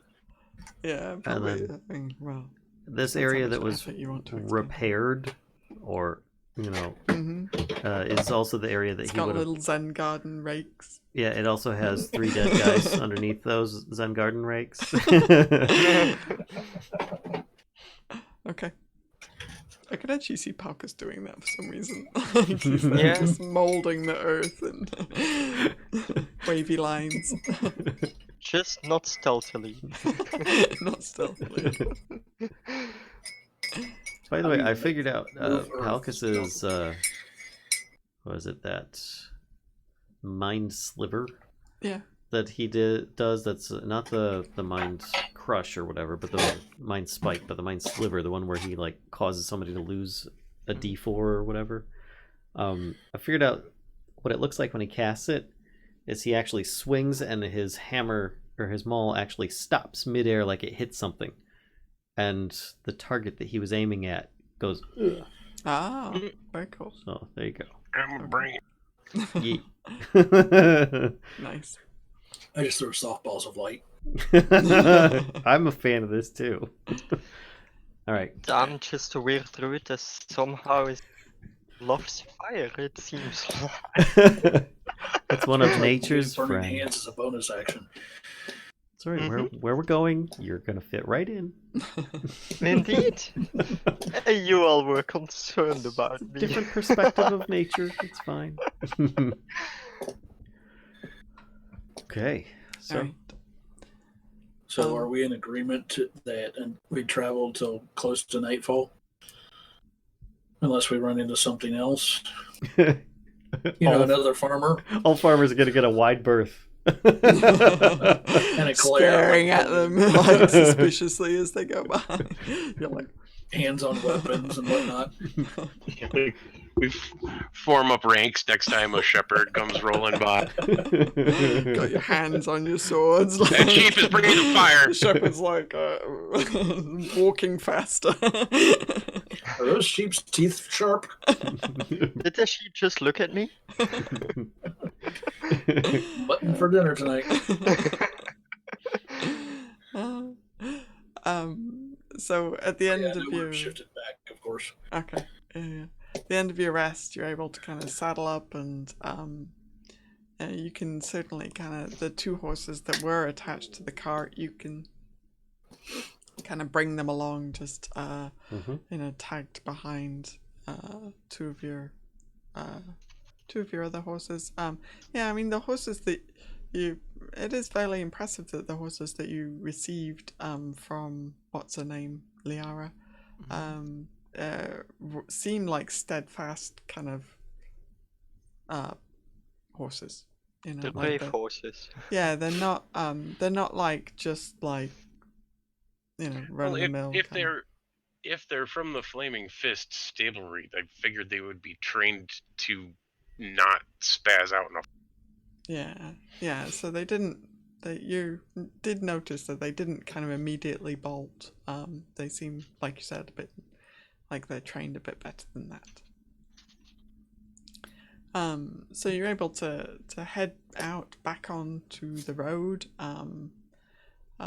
travel for the rest of the day, and make camp at night. While riding, Coyra casually strokes the manes of the horse. She just can't let it be. Like, she must pet it. Could you arrange your tokens and you can comfortably ride side by side as you're going down the road. So I don't know if you would travel in twos or if you'd all go kind of single I was file assuming 2x2. Hurrah, hurrah.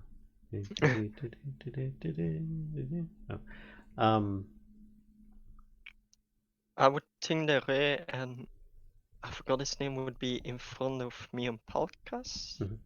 And I'm assuming that Coyra and Palkas both have one of the extra horses in tow. We'd want that NPC in front of us. Okay. Yeah, if we need to move back one. Okay. All right.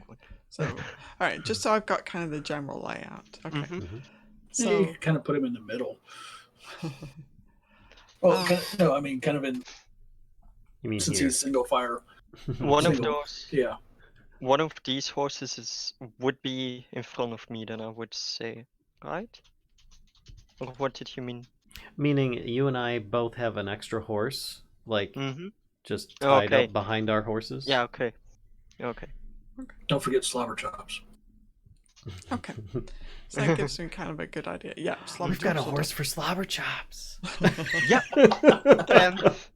He can rest and relax on one of the extra horses. And after the battle, when we're taking a short rest, I do check and make sure he's okay. Yep. He seems unscathed. Okay. So this is kind of how you mount up and head out. Actually, stupid question. Can NPC, during a short rest, do NPCs also heal? Like friendly NPCs? Yes, they Yeah. can. Okay. Yeah, if they have levels, they can. That's a very good point. Thank you. Well, I know that I injured at least one of the ponies, so. Yeah. Okay. So the rest of the day, you kind of spend traveling and make camp that evening. And I'm not going to ask you about watches or anything like that because there's it is a fairly well-traveled road. You do see other people as you're kind of traveling. Rhea will kind of, as she sees people approach, she kind of pulls her hood up. She still seems like she wants to be in, like, incognito kind of thing. Like, she doesn't want to be seen or noticed or anything. And yeah, the night passes kind of without any incident, and this is kind of how the travel goes actually for the next couple of days. As you're traveling, Rhea does kind of start kind of befriending you a little bit, and she does start kind of sharing, like maybe, on the third day while you're sitting around the campfire in the evening, she starts kind of sharing actually what happened, her kind of experience. So I don't know if anybody's, she'll kind of, she's depending on how interested people are, and she won't, ramble on if she thinks nobody's kind of. Coyra will do her best to listen, but she's still quite weird with humans. So. Okay. Also, a quick question: are we basically getting long rests, or? Yeah. Yay! so I we'll be have spell back. fully replenished at this point. Yeah, everybody would be fully replenished. You could heal the horses back up, and it is. Listen to Rhea. Sorry, what was that? Thorn will certainly listen to Rhea. Okay. So she. Yeah, I would be interested in actually getting to know her story better as well. Okay. So she shares that over a century past was when what she calls the Great Troubles began. She said this is obviously before her time, but she does know that this is kind of where Elturel ended up with this protective kind of field. Was because fiends had been roaming the lands to the north and the west of Elturel. They were, terrorizing people, burning down homes, slaughtering livestock. It was not a happy time at all. People were suffering greatly from this problem, right? So the city's cavalry were generally in charge of taking care of these fiends, striking them down wherever they could find them, but they were suffering a great deal of loss. And it seemed like it was never enough, right? It was always like it just seemed like an endless supply of fiends, and the cavalry just couldn't keep up with them. So the ruler of Elturel at the time, the High Rider, asked his people to pray to the gods for aid. And to everyone's astonishment, a mighty angel entered the city the next day. Her name was Zariel, which means companion of light. And all the folks of Elturel thought their prayers had been answered and that help had come. Zariel located the gates where the fiends were entering the natural world, and declared that she would lead the cavalry into Avernus, destroying the infernal host that was amassed there, and striking a great blow against the forces of darkness. So the High Rider sent, all the cavalry riders of Elturel, now numbering many thousands, with Zariel at their head, riding a golden mastodon. With a great cry, Zariel and now these folks are now her army, charged through the gate, and the legions of Avernus took a kind of heavy blow from this attack, but did not crumble. In fact, Zariel was defeated, and the remnants of her army returned to Elturel, overcome with grief at the loss of their glorious general, but confident that the lords of the Nine Hells would think twice about threatening Elturel again. And now there are great celebrations to honour the valiant knights of the cavalry who became known as Hellriders from that day on. From that, charge through the gates into the first layer of hell. That's how they got their name. So this is kind of like what she shares with you there. So Rhea was there for that? No, she's telling you, she's sharing how the Hellriders came about. Okay.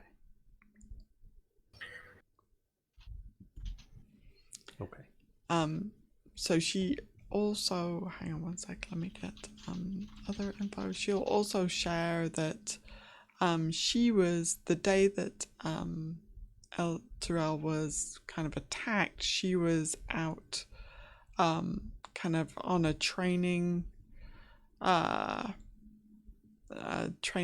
camp like a few miles north of Elturel when the city vanished. She shares that she watched in disbelief as the companion's light went out, turning black as the city appeared to crumble and sink below the horizon.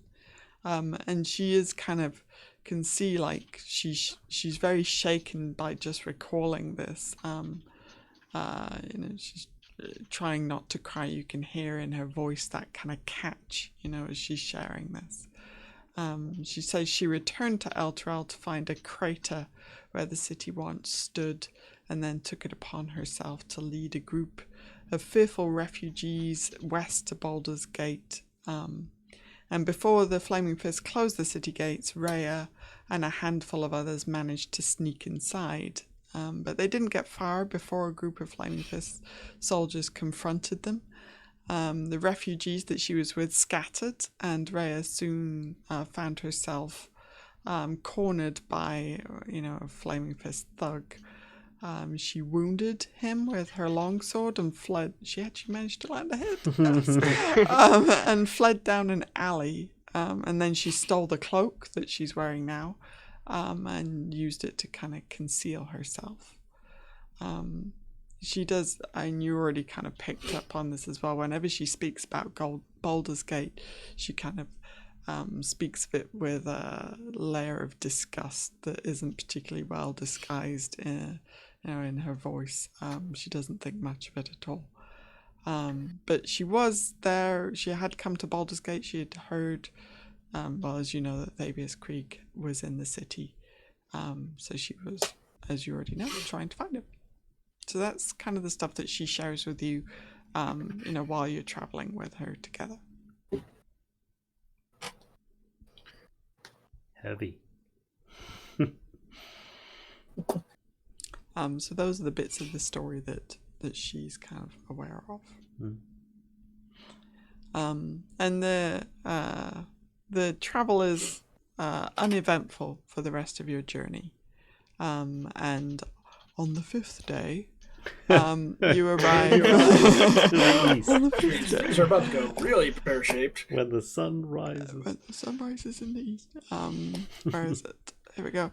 On the fifth day, you see Candlekeep on the horizon. I have a picture I'm going to share with you. Yay. There's a giant candle. There we go. Oh, cool. So it's this kind of... That would have been amazing. Very nice. Oh, sorry, go. That would have been amazing if it was a giant candle. They really live in the brand. It looks like minus Tirith minus the huge mountain backdrop. It is. Yeah. Yeah, it seems to be like this kind of almost fortress that's perched on this spur of rock that's overlooking the sea. Is that a boat? Sitting atop one of the buildings, a giant seaboat. Oh, yeah, ship. yep.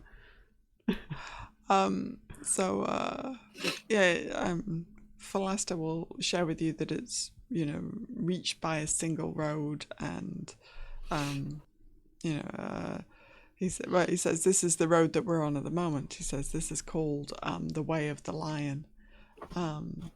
He says when you kind of spy the city off in the distance through, some kind of tree line, you get a first glimpse of it, and you can see this kind of shining city on the coast.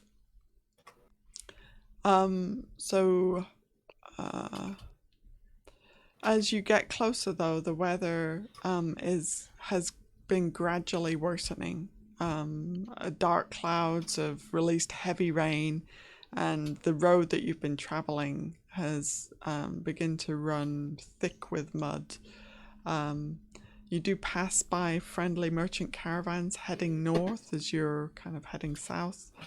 But on the morning of the 5th day, the rain subsides, although the dark clouds remain. You do see kind of, on that morning, you see exactly what Falasta had shared with you. There's a signpost bearing two signs. One says the Way of the Lion, and the other says Candlekeep. And there is a raven perched solemnly on the post. Finally, afternoon sun shines through the clouds to illuminate the grey walls and pale spires of the time-worn fortress that you see in the picture, and the trail leads straight forward to it. So as you get closer, you do see that there is a gatehouse up ahead. And boy, what a gatehouse too. And actually, I'm going to switch you guys back to the overall map. View switcheroo? What? Wait, I can do that. Can you? Oh no, it's gone. You can't. So yeah, as you approach, actually, I don't think. Hang on, let me check one more thing. So as you approach, you see this gatehouse in front of you. It looks like there's kind of a queue of people waiting to kind of get through. Mm-hmm.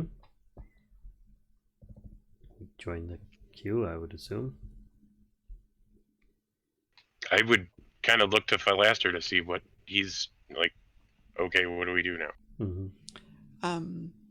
And he says this is where they will ask for the gift. He says, as a group, we will need to donate a book or scroll that they don't already have. Yeah, no problem. They won't have a volume of Duke Van Thamper's personal diary. He says, Or will they? Plot twist. So at the gatehouse, you are greeted by 3 monks in purple robes. There's a human, a shield dwarf, and a sun elf. And they do have holy symbols around their necks of Denier. And the symbol is a lit candle above an open eye. And the elf says to you as a group, addressing nobody in particular, says in common to you all, welcome to Candlekeep. A gift is required for those seeking admittance. You must donate a book or scroll that isn't already in the library. Please present your gift for inspection. I will hand over one of the diaries. Okay. So she takes it from you and passes it to one of her colleagues, and the colleague kind of leaves through it, and the sun elf is just kind of standing there smiling at you in a very kind of almost creepy way, while her colleague is looking through this book and seems to be kind of comparing, with a hefty tome that they have themselves, and then returns, kind of taps the elf and gives the elf a nod, and the elf says, "Welcome to Candlekeep," and kind of motions you to proceed. So your gift has been accepted. Hey. Giddy up. Yep, right on through. Okay. So Candlekeep, as you're kind of entering the city itself, you do see that kind of the first buildings that you see are these kind of they look like large buildings, and Flaster will say these are the private dormitories for the monks here. He says, and we'll also find just up ahead Candlekeep's only inn. He says the Hearth, and you do see as you're kind of proceeding up ahead, you do see that there is a kind of very friendly looking pub with the placard sign hanging outside, as as you would, and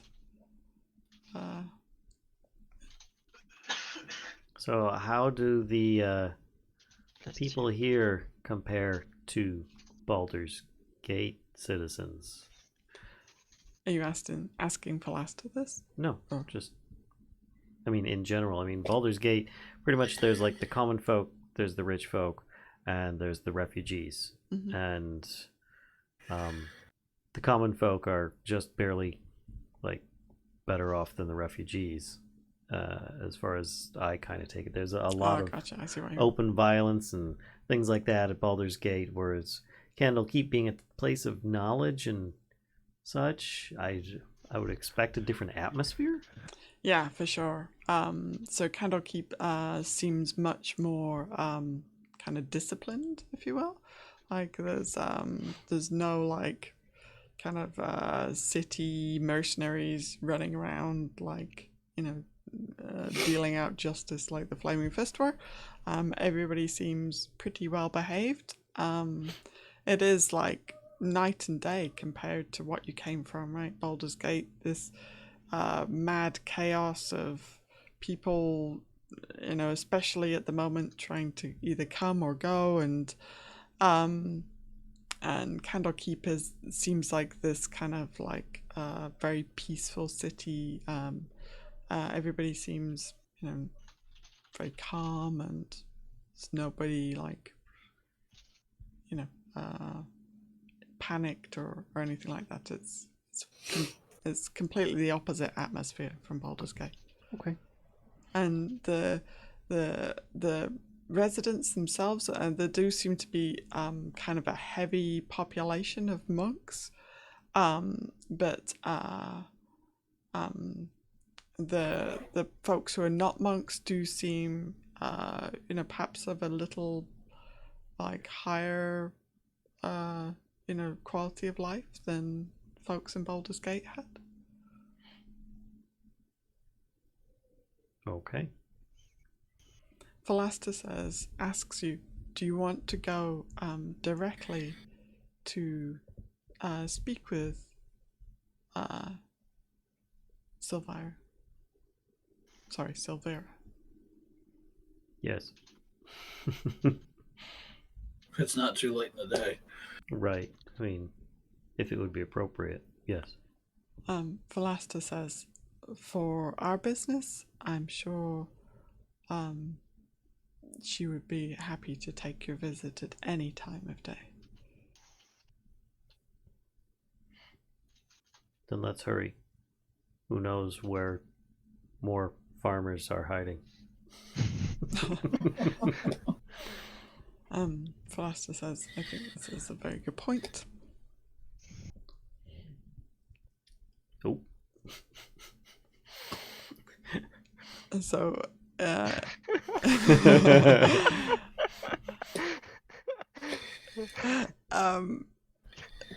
if everybody's in agreement, then sorry, I'm just then you can proceed directly to Sylvira Savicus, her place of residence. So she is a scholar herself, and as you make your way towards the main keep of the city, there's kind of towering housing for hundreds of monks and wizards, with thousands of books and scrolls. And as you kind of meander through the keep, monks will kind of like stop and actually offer you directions as well, but Philaster just kind of waves them away. And you reach a circular tower, and you can see it's quite a tall tower, circular stone tower. There are arched windows all the way up the tower, and most of them are currently shuttered. And when you go inside, there are bookcases filled with volumes that stand between these windows. You see tables crowded with specimen jars, alchemical equipment, and all kinds of other clutter. And on the ground floor, engraved into the floor of the chamber, is a large 9-pointed star. And you're kind of asked to wait by a person who looks like kind of like they're wearing monk's robes themselves. Asked to wait here, and off they go to fetch Sylvira. So not too much longer later, Sylvira will, or somebody who looks very much like Philaster seems to greet her quite warmly. You're a middle-aged tiefling dressed in wizardly robes. Kind of comes down the stairs at a fairly quick pace, especially once she sees that Philaster is with you. She sees his face, and kind of her pace quickens, and she greets him warmly as well. They kind of clasp hands, and she says to him, "I can't tell you how pleased I am to see you. What have you brought me?" You do see perched on the corner of a table nearby is a spindly little demon with warty green skin, buggy eyes, thin black horns, and a whip-like tail. And this little creature seems to be kind of watching Sylvira and Philaster with some intrigue. Wait. So we're not... Is this like an open area? Is this a room by ourselves, or... It is an open area, kind of the ground floor of this tower. And there's just a demon sitting there. It's just... here, I will show you what it looks like. It was caged up, wasn't it? No, it's just chilling on the table. Okay, my mind just blanked for a moment. My guess would be her familiar if it's not causing a stir. Oh my god, that thing is adorable. This is what you see sitting on the table. I want to pet it. It's kind of perched on a corner table. Keep a close eye on Thorn, make sure he doesn't start stabbing. So Philaster will say, he says, I think you should speak with this group. I'm pretty sure they have exactly what you're looking for.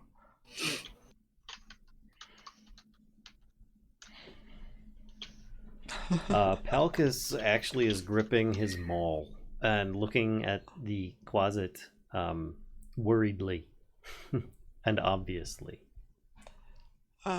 Sylvira will notice this and says, she kind of puts her hand up and says, I'm sure you've had quite the ordeal, but Jezebel is nothing to worry about. And Jezebel. She kind of puts her hand down, and this little closet, right, hops down off the table, kind of almost trots across the floor, like up on two legs, you know, kind of, and comes and holds her hand. Upon seeing this, Coyra just can't resist and asks, "Can I pet it?" She kind of looks a bit like taken aback and says, well, that's up to Jezebel, really. I assume Slobberchops came with us. Yeah, Slobberchops is probably sitting on your Kinda shoulders, Grimm. Make sure, no, doesn't look like it would taste good. Slobberchops will kind of like nod and make a face of disgust. So, again, Palkas would... I don't think he would have experienced a more advanced familiar type before. Maybe seen like a pseudo-dragon, I would assume, but I don't think quasits are quite that common in the area for him. I mean, he was born and raised in Baldur's Gate, but I mean, he was among all the commoners and stuff. Do you think he would have had experience with quasits before? And you might have seen one like from a distance before, but this is probably the closest you've ever been to. Okay. Would he recognize that that's probably a familiar? I mean, he is of the arcane as well. Yeah, but... I think you could... Palkas could safely assume that it's her familiar. Maybe not until she kind of put her hand out and, you know... Then it became clear that they have a bond. Mm-hmm. He looks at her suspiciously, I would assume then, because it just makes him feel a little uncomfortable about this type of familiar, I guess. So what I'm saying is that as she talks, he's probably going to start inciting her, just because a farmer attacked them on the road, so he's a little on edge. He's outside of Baldur's Gate. He's not used to that, so... First Thorn with his demon shadow, now Palkas with farmer's grit. Everyone's got a bit Twitch. twitchy. I'm keeping an eye on everybody around. I'm suspicious of all of them. Coyra's just focused on the closet light. She finds it fascinating. She says, seeing that you're all kind of on edge a bit, she says, do not be concerned. You are quite safe here. She says, come and be seated, and let's discuss your experience. I think you've been through quite the ordeal. And she'll kind of gesture towards this kind of an area with some comfy seats. But you are really, it's like you're in a library, right? You're surrounded by these bookcases and tables filled with like all kinds of stuff and things. Palkas watches as she's saying this and escorts them to these seats and stuff like that to see what kind of shadow she gives. Oh, okay. Yeah. So do you want to make your insight check as well? Sure. Her shadow looks completely normal. Okay. That's because I'm watching everything. There you go. She seems totally fine to you, Palkas. Okay. Which makes him even more suspicious. Yeah, I mean, you guys don't see anything out of place with your perception checks. It looks like you would expect, library. It looks very much like a wizard's tower, that's for sure. Like, if you think about like what a wizard would want in their tower. Palkas This would is probably it. Palkas would take one of his hands off of the handle of his maul, and he'd kind of stand it next to him, sort of like a staff almost. And he reaches out with the other hand as if in greeting. Oh, so to shake her hand. Mm-hmm. She will take your hand kindly. She kind of takes it between her hands and shakes it and says, I am very pleased to meet you. And then she pauses. And he looks intently in Waiting her for eyes, and he like grabs onto her arm as well and says, "I just need to be sure. We've been misled quite a bit." She says, Yes, groping the High Wizard. Well, he just grabbed her arm and her hand, and other people were all like, "No, you can't touch me," and they got demon shadows and farmers and stuff, and so yeah, we've been getting a lot of illusions and all sorts of crap. And while he's pulling this groping job, good distance away in case she decides. Well, Palkas is shaking her hand. Coyra looks and is like, I'm gonna follow his lead, and tries to shake the little creature's hand. Jezebel will take your hand and shakes it and kind of does this weird toothy grin at you. Like it's very happy to be shaking your hand. I'm having a baby Yoda moment here, except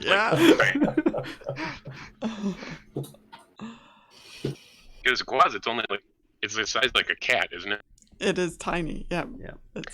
See, even more reason to love it. It's a tiny creature. I think they also have a sting. Yeah, it does have a tail. Mm-hmm. I think it shows. Yep. Mm-hmm. You can see behind. Cats also have a tail. That's true. That's true.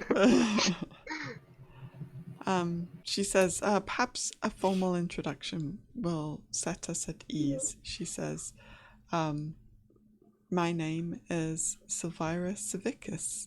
Says, I am a scholar here at Candlekeep. She says, I am, as you see, wizard. She says, this is my familiar, Jezebel. She says, Jezebel keeps me out of mischief by causing a massive amount of mischief herself. And she kind of like looks at Jezebel like, with a I'm resigned to cleaning up your shenanigans kind of look. So she says, I believe Philasta has brought you here because I sent him on a mission, but perhaps you could tell me who you are have a first. box with the mist wolves, and my green friend there is Palkas. I'm Thorn. We have a box which we believe, and Philasta believes, contains Flavor Creek's demonic contract, or devilish contract, infernal contract. We can't open it. He felt that you should have this as soon as was possible. So here we are. That's the short version. She says, I have been suspicious of Thavius Creek for a long time, but no one wanted to hear my concerns because he's widely regarded as the hero who saved his city from the undead scourge, giving rise to the holy nation of Eltergard. Hailed as a savior, Thavius made all the citizens of Elturel swear an oath called the Creed Resolute. And at this you see kind of Rhea's back, like her whole body stiffen when she mentions this. She says, swear this oath called the Creed Resolute, which binds them to defend the nation of Eltergard. I met him years ago, and my instincts told me he was a charlatan. Afterwards, I grew to suspect that he had cut a deal with one or more powerful devils, using the Creed Resolute to bind all of Elturel to his dark deal. Did he have the shadow of a fat devil with tiny wings at that point? Because he certainly has that now. This is most disturbing. No, he did not. She says, I have been looking for proof of my suspicions, she says, and that would certainly have been the proof that I needed, says, and the puzzle box, or well, not the puzzle box itself, but hopefully the contract contained within would also prove what I suspect. Would whichever of us has the puzzle box step forward and hand Is it this a over? safe place to bring that out? This is the safest it's going to get. In which case, reach into Candlekeep my is one pack of the and most civilized places in the world. pull out the puzzle box. Okay.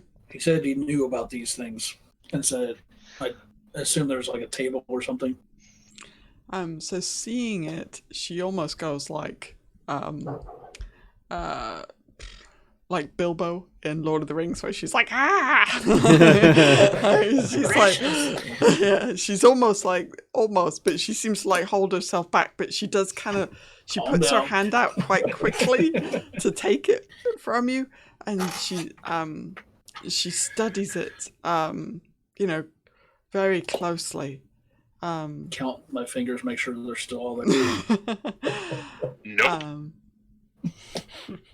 And she says, Jezebel, go and bring that. And she says like some name really quickly, and Jezebel kind of runs off and comes back with a little flask, a little metal flask.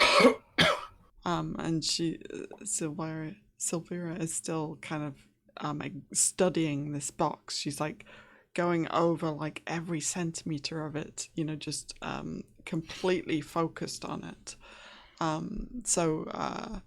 When Jezebel returns with this flask, she takes the flask from Jezebel, uncaps it, and pours a small amount of this dark liquid onto the surface of the box, and the liquid starts to seep into all the little carvings and maze-like kind of troughs on the box's surface, and then she starts tipping the box like it's like that marble game, where you've got to not get that game.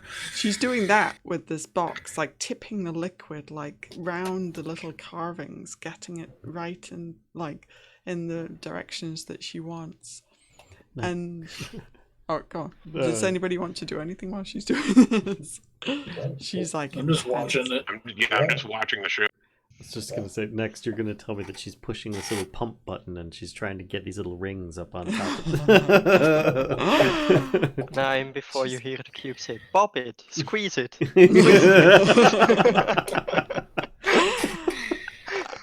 So she's doing this, and she gets the liquid to flow in these different directions through the mazes puzzles, and then suddenly the inlay on the box pops loose, and the whole box kind of goes bloom, and all the sides like fold out, like a pin had just been pulled out of just the right spot, and all of it kind of unfolds in front of you.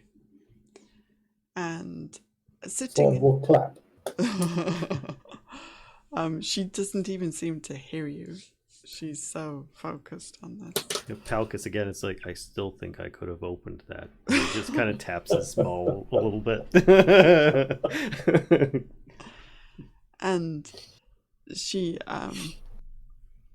finally, it's like she'd been holding her breath, and she finally kind of breathes out this big sigh. Like it's a sigh of like a mixture of relief and resignment, like she's relieved that she has this thing and that it's opened, and that the inside she seems to be relieved with what's contained in this puzzle box, but at the same time she seems like it's like this burden of truth as well that's now kind of come to rest with her. And inside the box are these plates of metal, And as she lifts them up, you can see that they are linked together. And there are 9 metal plates in all. And they are like a 3-inch by 3-inch square. The metal looks like it's a dark iron, and they are stamped with infernal runes. What do they say? Is that a box in a box? No, it's like you remember those, like, oh my god, remember when everybody used to carry around like 20 different cards and you could like unfold your wallets and it would just go boop, boop, boop, boop, boop. This is like one of things. Okay. Yeah. It's like this, but with metal plates that are linked together with little chain hinge. Like it. Yeah, like that. Yeah. But it's dark, it's this dark metal. Okay. So on it says, "Be it known to all that I, Thabius Krieg, High Seer of Elturel, have sworn to my master, Zariel, Lord of Avernus, to keep the agreements contained in this oath. I hereby submit to Zariel in all matters and for all time. I will place her above all creatures, living and dead. I will obey her all my days and beyond with fear and civility. I recognize the dispensation of the device called the Solar Insidiator, hereafter called the Companion. In my capacity as High Overseer of Elturel and its vassal territories, I acknowledge that all lands falling under the light of the Companion are forfeit to Zariel. All persons bound by oath to defend Elturel are also considered forfeit. I further recognize that this dispensation will last 50 years, after which the Companion will return whence it came, taking Elturel and its oath-bound defenders with it, if that is Zariel's wish. All this is my everlasting pledge." And she read this out loud? Well, some of us can read Infernal. Yeah, about half of us can read Infernal. Yeah. Would any of you read it out loud? Yeah, Thorn would be happy to read that aloud for the people who can't. You know, the 2 people or something who can't read Infernal. What's And it? as he's reading it, I'm waiting for the "I told you so." Yeah. Thorn doesn't need to say anything. So Rhea... It's all in the tone of voice. Yeah, Palkas would be watching Rhea at the mention of Zariel. Yeah, let me actually, what I'll do is I'll pop this text as well into a handout so you guys can have this. I hadn't done this for some reason, but let me just do this. Rhea collapses to the floor. Her knees just kind of seem to buckle under her, and she kind of like just completely stunned, just speechless. Her gaze is like unfocused, and like she's literally kind of sitting there like on the floor with her mouth hanging open, like she has no idea what to. Palkas, I'm kind of surprised she's, well, having heard just what you just read. I don't understand how she's still here. The thing, 50 years after whatever, sucks the city into Avernus along with its oath-bound defenders. How is she still here? She must have been out of the city. Yeah, she was. She must have been just outside the blast range. What's the sort of blast? Is that it's not a blast. Are you saying any of this out loud? Or are you having internal dialogue? No, I'm saying this out loud. Okay. I am musing as to what the opposite of blast. Palkas will say out loud, I thought Zariel was an angel that died in the defense of the city. Not. No, she turned to evil. She was defeated. She's now the Archduke of Avernus. She's the one that Van Thamper was worshipping. She's more of sigils a were on the evil temple. fallen angel. So what did he get? What did he get out of the deal then? 50 years of ultimate power over his city. Power, glory, who knows? The usual stuff. So are any of you asking your internal dialogues? As far as I'm concerned, this is all out loud. Rhea kind of like finds her strength again, and kind of gets back up to her feet, and you can see her jaw is kind of set, and she has this stony look on her face, and she says, "If Zariel wants my soul, she's welcome to try and take it." I'm expecting like a poof of smoke and bye, Rhea. With the way you roll, it's not gonna be. So Palkas says, "Well, then I guess we need to find Thavius. If we kill him, would that nullify this contract? I think guilt is obvious at this point, but it's a matter of returning the city." The way this reads, this contract has been fulfilled. It's over and done. Yeah. Yeah. And since this dispensation will last 50 years, after which the companion will return where it came from, taking the city and its oath-bound defenders with it, if that is Zariel's wish. That happened, so this is nothing at this point, aside from evidence. Yeah. So would this companion, whatever it is, be a means of saving Elturel? It sounds like it's a key to something. Thavius was in charge of it. What is somehow this? Used that to... Yes. What is the solar insidiator? I would be asking... Rhea. I can't remember her name. Rhea. The woman from Candlekeep. Oh, her. Like, what is this companion? She says, I'm not entirely sure. She says, I need to study this more. She says, but it sounds like something that Zariel has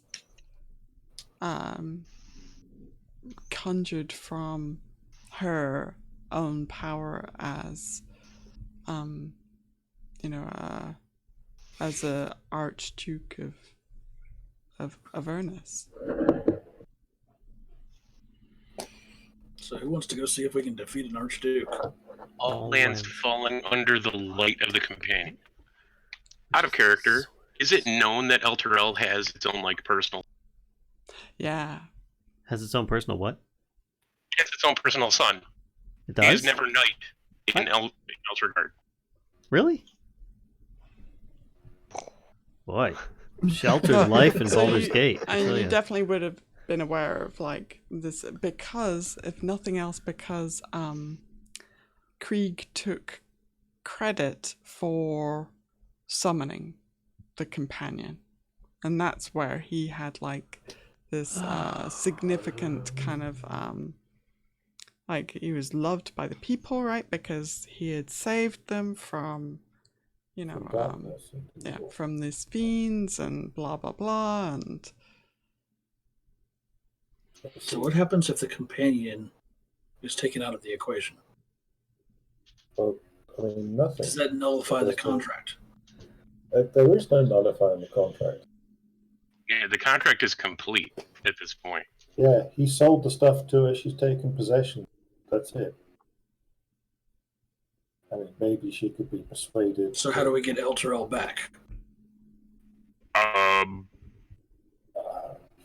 think it would take something on par with the power of Zariel and whatever thing that she created that sucked the city into Avernus in order to suck it back to the prime material plane.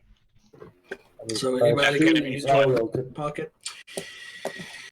I assume Zariel could let it go if she chose to, if there's anything left of it. I mean, True. I'm sure the structures are still there, but of the people, how long are any of them going to survive in Avernus? With the whims of a mad devil. What's the name of the woman that we've been introduced to again? Here, hang on. That's Sylvira. Okay. Yep. Yeah. The only one I actually seem to remember is Jezebel. I mean, I get why. It's also in chat, so. So the question is, Just what are we going to do now? Yeah, actually, Palkas would say, you seem to have the proof you were seeking, but do you know what to do with it now? She says, well, I know what to do with this to make sure that the truth is known here. She says, but this doesn't help the thousands of people who have been taken to Avernus. She says, I'm sure you're right. I'm sure there were many casualties from the transportation of the city, but I'm also sure that there were many survivors as well. Says Elturel was no small city. Yeah, Baldur's Gate is drowning in them. Many She says, refugees have gone there. Says I'm entirely sure that there are many innocent souls currently now struggling for their lives in Avernus.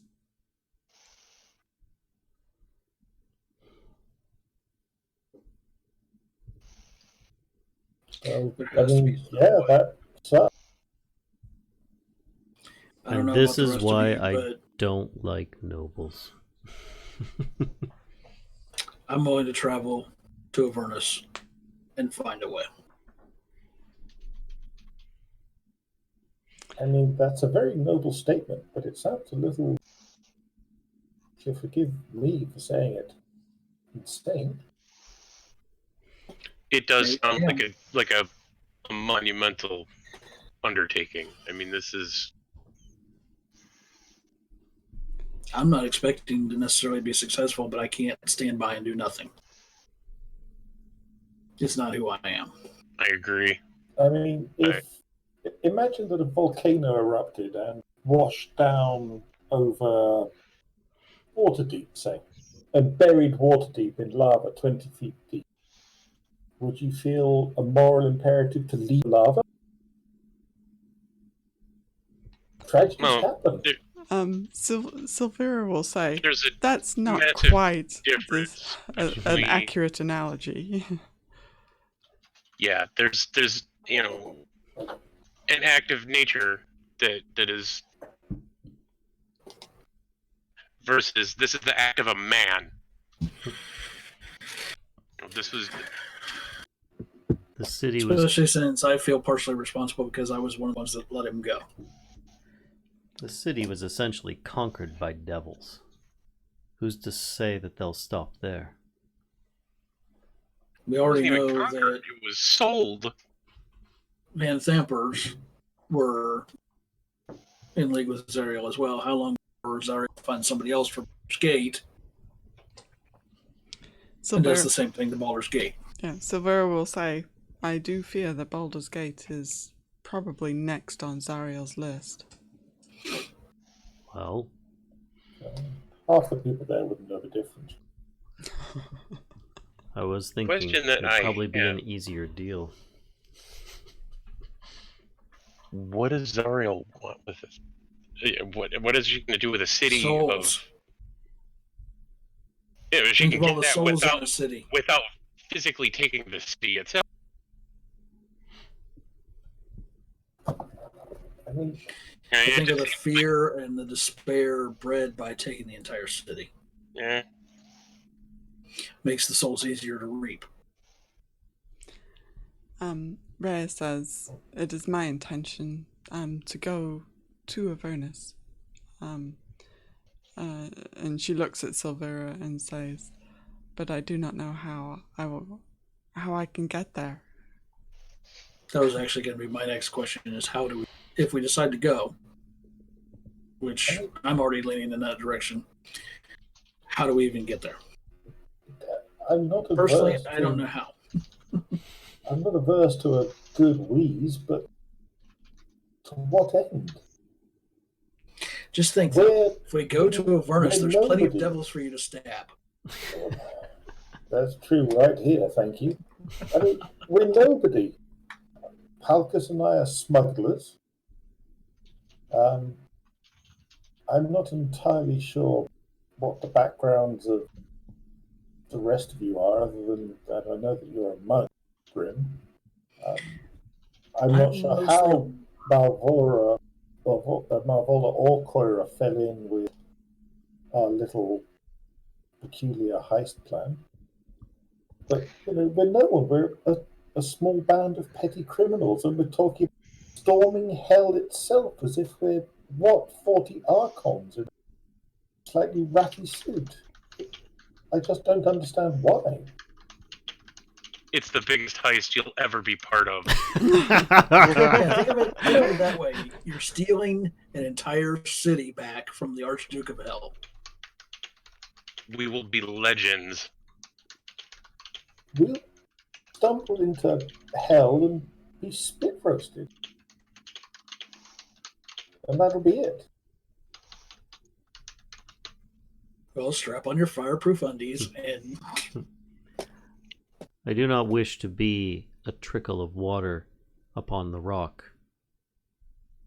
It won't have an effect. Perhaps over hundreds of years it may, but we would splash off and have no effect on this outcome in our current status, unless we have some way of reversing the contract, initiating a different one. Sylvira will say, We have no hope. It's this way to the time machine. She says, I do have a map, should you choose to go. She says, it's incredibly difficult to map Avernus. She says, many have tried, and most have, never returned. She says, in fact, the creator of this map went mad trying to make it. But the map is yours. It is of great value, but it is yours if you do decide to go. She says, I also have a way to get you there. Should you want to proceed? She says to Rhea, I am happy to enable your journey as well, but I do fear and advise strongly against it if you're going alone. She says, if in that case, she says let's assemble a different plan, but perhaps still have at least one companion. She says, if nothing else, she says, perhaps it's worth going to see if it's worth, how many survivors there are and what we can do to help them return to this plane.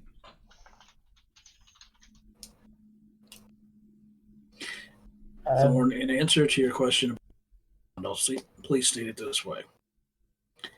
I'm a homeless vagabond. My entire clan was wiped out, and I'm not about to stand by while an entire city is wiped out. I mean, I understand the sentiment. That's very noble of you. No, it's not sentiment. I can't allow it. If there's anything I can do to stop it. But that's the point. Is there genuinely anything you, Grimm, can do I don't know. against hell? I don't know. I don't hear anything resembling a plan. Just, ooh, hell, let's go, yay! I don't know. I don't know enough about Avernus to calculate a plan. Well, it's a layer of hell for starters. That should give you some hints. So, Malvola, in your mind, you hear the voice that you've become quite familiar with says, Mhm. "Take me to the 9 hells, and I'll serve you faithfully as both a guide and an advisor." Who said this? You don't hear We it. don't, we don't hear sorry. it. No, sorry. It's Malvola is hearing voices again. A voice in Malvola's head's talking again. And in response to that, like, this is the first time that he like vocally speaks out loud in response to the shield. Yeah, another thing. This thing has been talking to me since we found it, and I don't trust it, and I would like to know if you can tell me what's going on with this thing.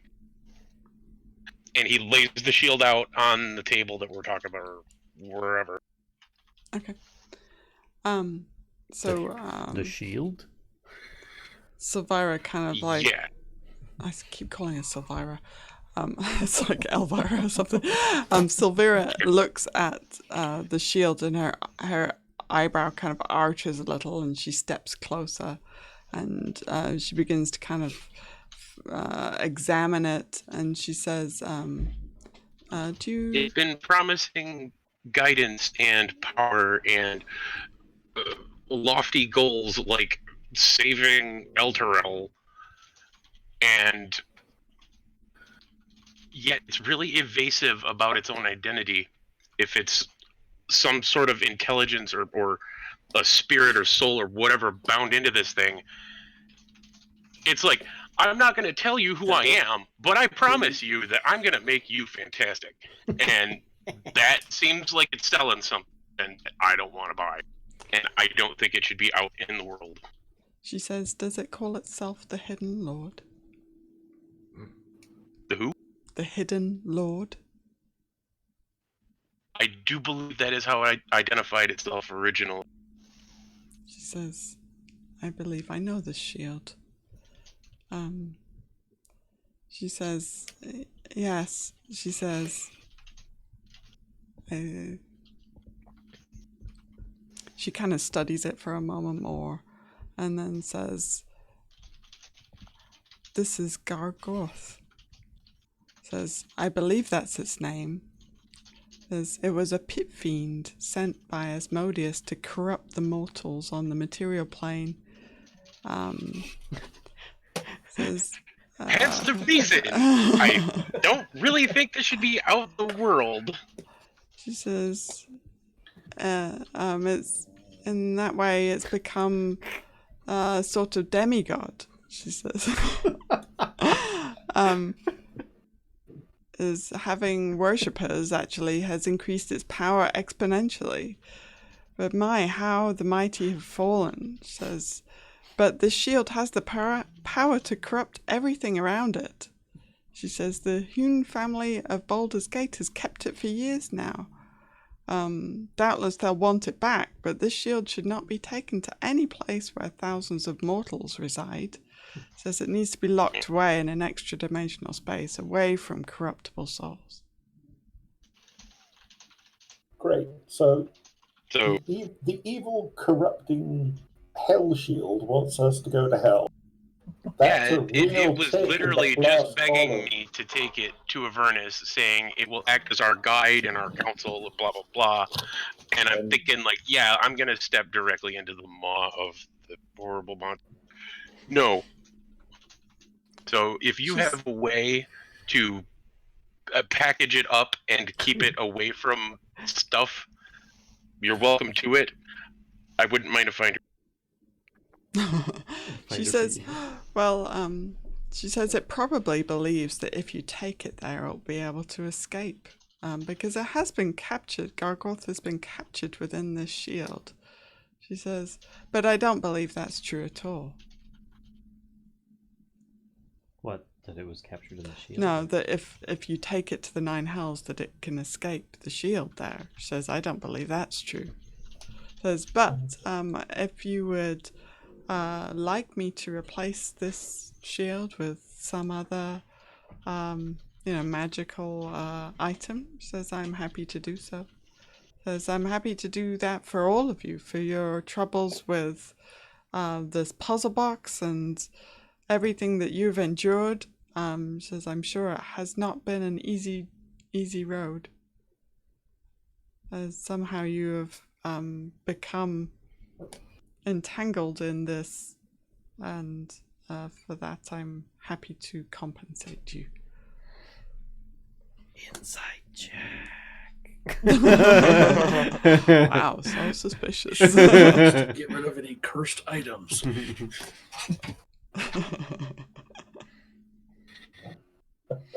you go. Sorry, her sudden willingness to have a whole bunch of magic items in exchange for that shield. She's got some laying around. So here's the results of your insight check. You do recall Philasta saying that Sylvira would compensate you either monetarily or with a magic item for the puzzle box alone.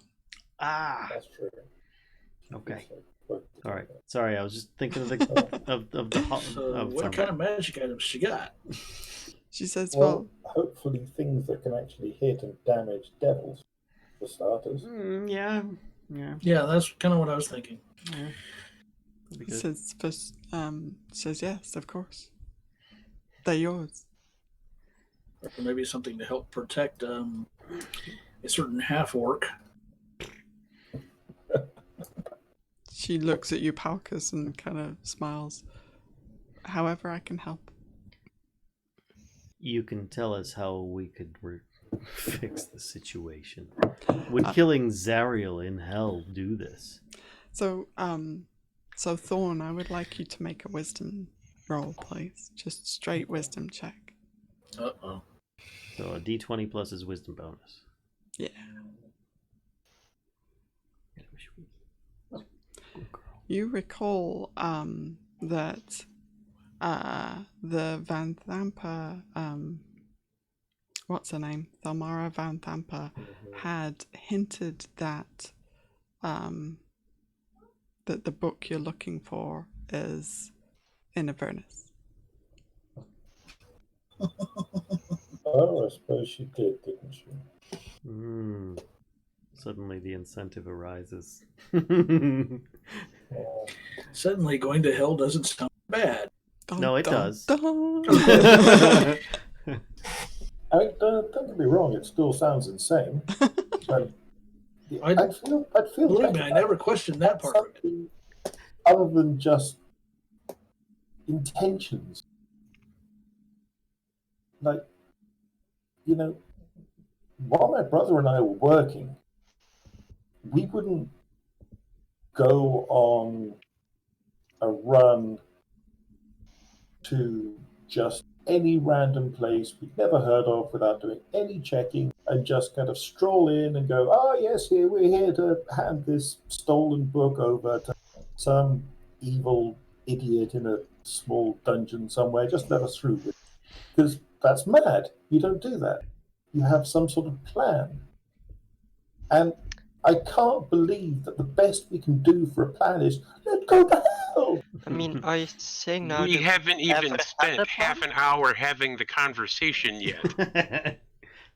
And So I haven't far heard a plan from you. So far, we did everything without a plan. This is also true. We've gotten this far. Without a plan. Besides, what But I said is I'm going. I didn't say that anybody else had to go. I didn't say that I was going entirely without a plan. I just said I was going.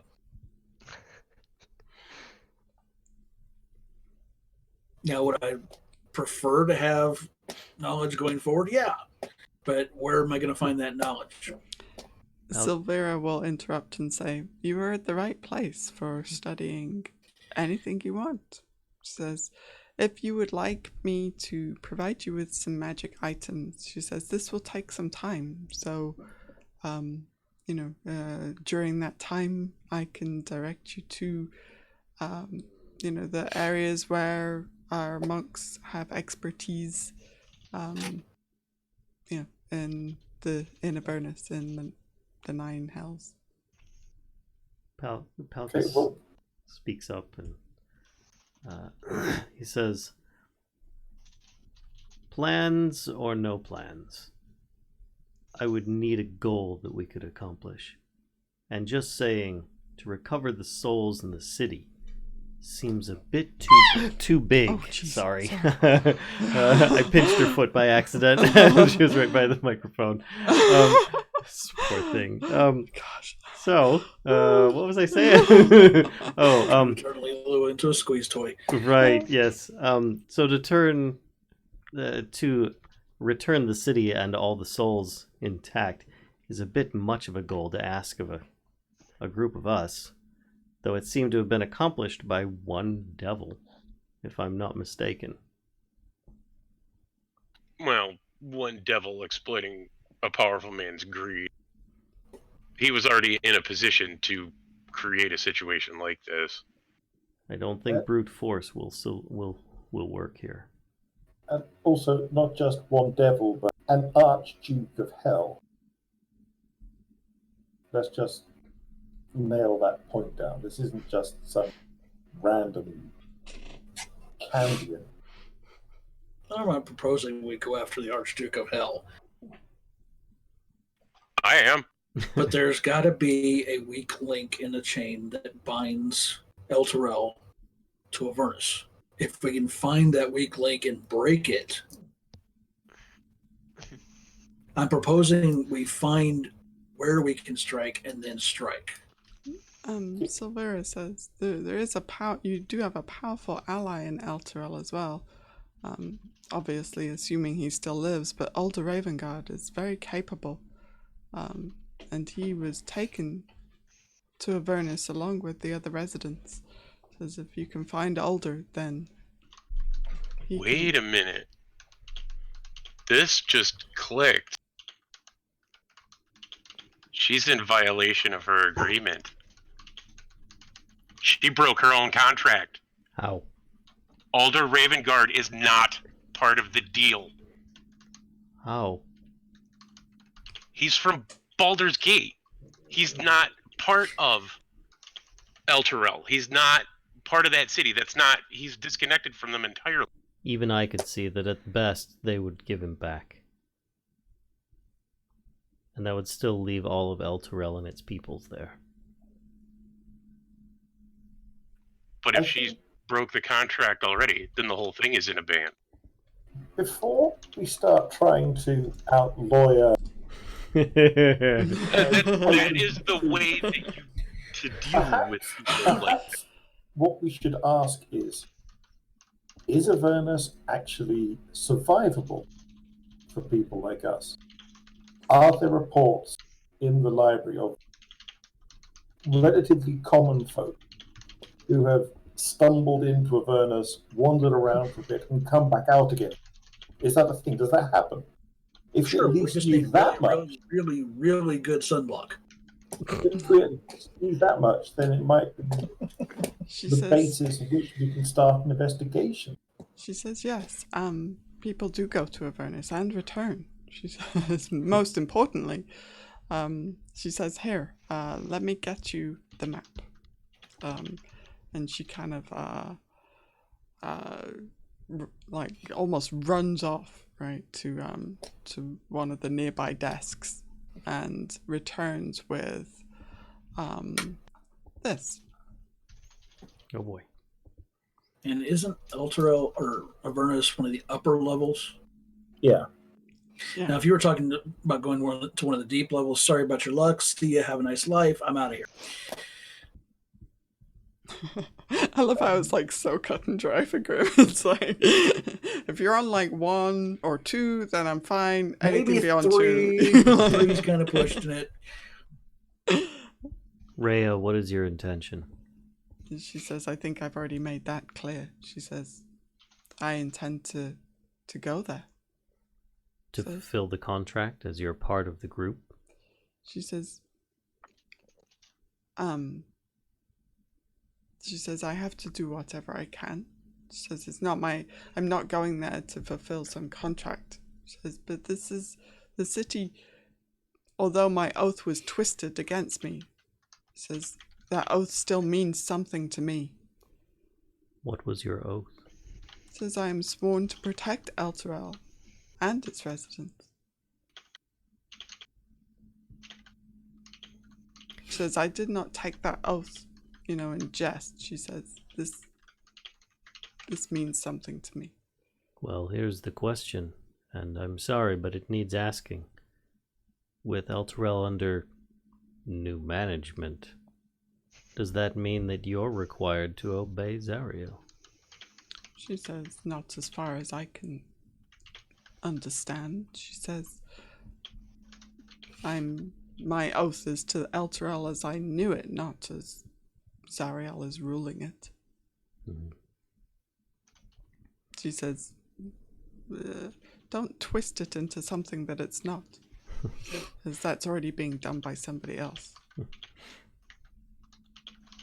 What do you hope to accomplish by going there? Just killing devils? She says, for starters, and maybe saving some people. Seeing if there's a way that we can break this contract, return Elturel.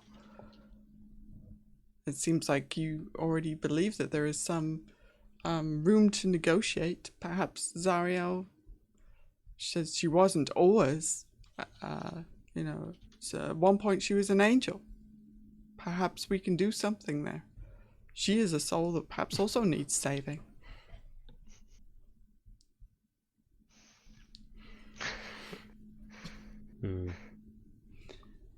Sylvira will say, if you decide to go, she says, I am not capable of the spell needed to get you there, but I know a man who can. She says, there is a wizard named Traxagor. He lives in a tower in the vicinity. She said he owes me a favor, and he can use a plane shift spell to take you straight to Elturel. Let's say we might be overly optimistic and successful in such a mission, or we at least just want to come back.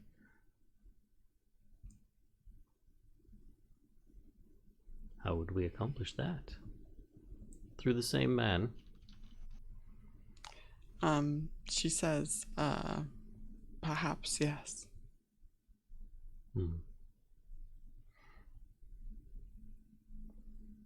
I see 2 routes here.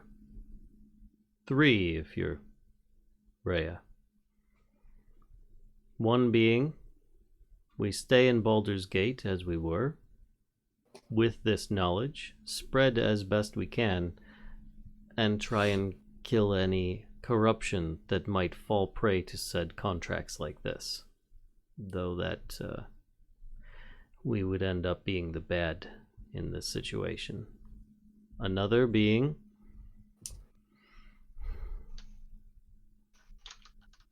we try to save those that we can and raise our own army.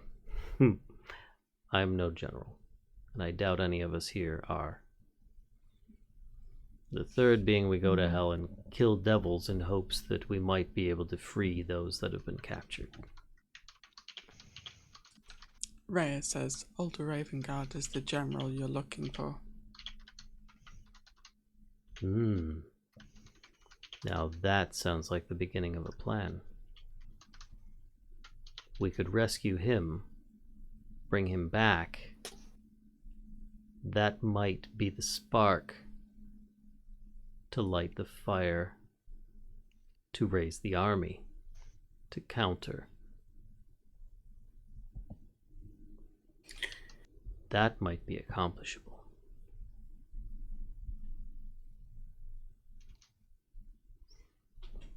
And then he just sits back and goes quiet. Be right back.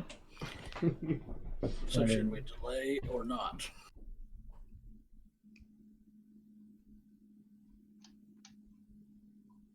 We can delay to do more research. Well, we need weaponry.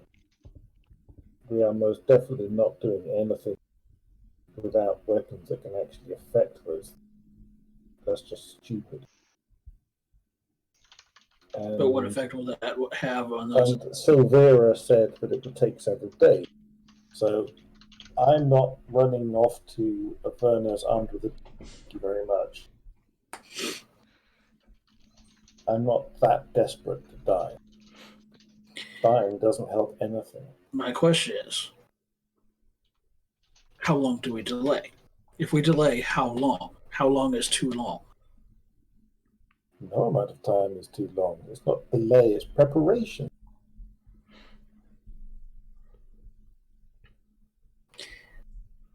There's being prepared, and then there's procrastinating. The longer we take to research, the worse things get for people in Elturel. It can't get much worse for the people in The Elturel. more souls Well, the drag are willingly to hell. lost. You don't know there's a single survivor. They've been down in there for more than a week. In hell. I don't know what you're imagining you're going to save.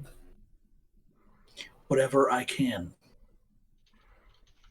Well, if you think running off half-cocked without any way of affecting demons and devils in their home territory is going to solve anything for anyone, then by all means, have it your little crusade. Have fun. What the crap was that? Go scroll up. Well, the price. We need to know how we get in. We need to know how we get out. We know how we get need in. to know. We need to know how we get out. We need to know that we can do things successfully while we're there, and we need to have some idea of where we can find this damn city. Have you looked at that map?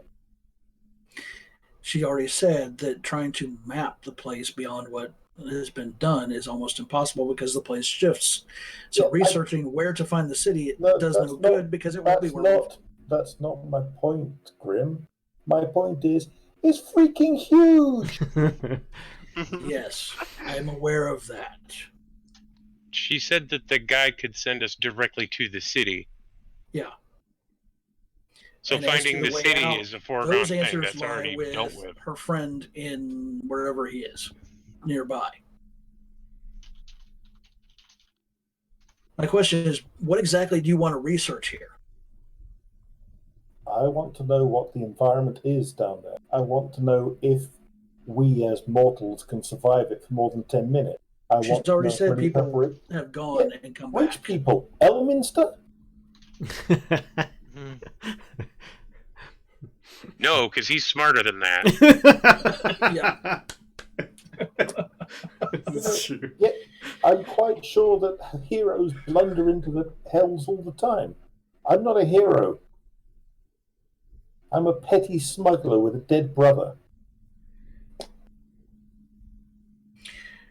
And the answers regarding your brother are in Avernus. This book you're looking for.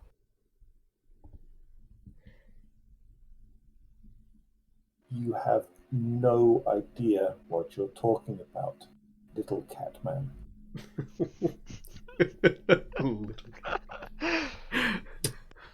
Careful elf.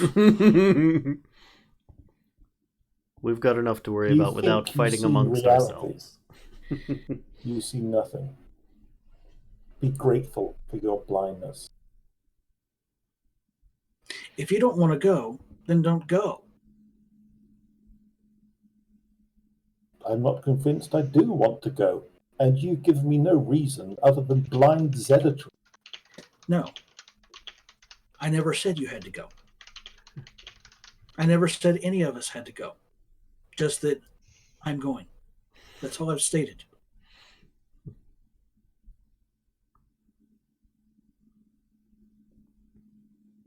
If you want answers as to whether or not we can survive there for longer than 10 minutes, you're surrounded by books. Yes, you were the one just shouting at me for wanting to do some research No. while our weapons that might I help want us to there are know- gathered. How much research you plan to spend researching? Until we're armed.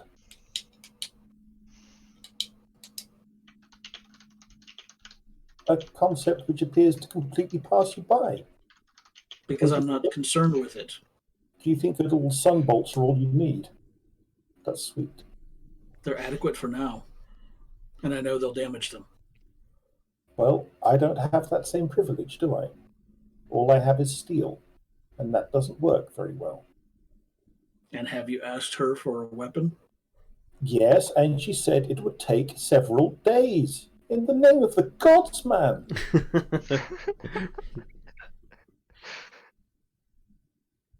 No, she said it would take some time. She said several days.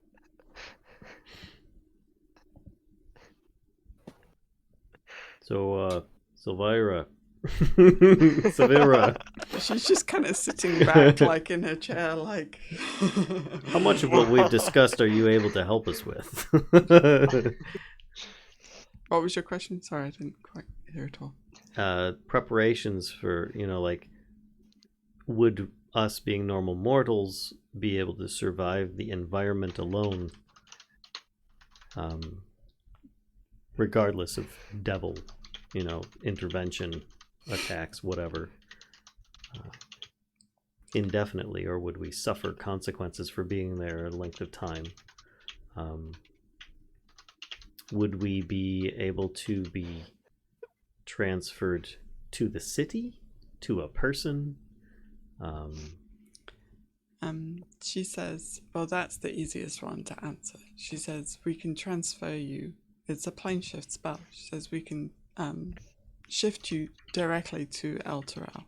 She says, you don't have to wander around the Nine Hells or Avernus looking for it. We can get you right into the city. She says, regarding whether or not Avernus is survivable, she says, it certainly is. She says, yes, there are, as your friend correctly assesses, there are many dangers there.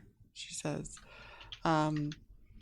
it is hot. There is no sun or moon or stars, which makes it difficult to track the passage of time. She says, there's the atmosphere constantly reeks of brimstone and burning tar, and if you're out on the open plains, then hot gusts of wind will shriek across the hellscape and scour the land, she says, but it's not, it's not all, it's very survivable. She says, you're not going to instantly incinerate upon landing there, she says, but we can, I have studied Avernus for a very long time. She says, I can share with you as much knowledge as I can from books that I have gathered, from my own writings, she says, and I can arm you with this knowledge, for your travel there, and along with magic item that you wish. Says, or if you prefer coin, then that can be arranged as well.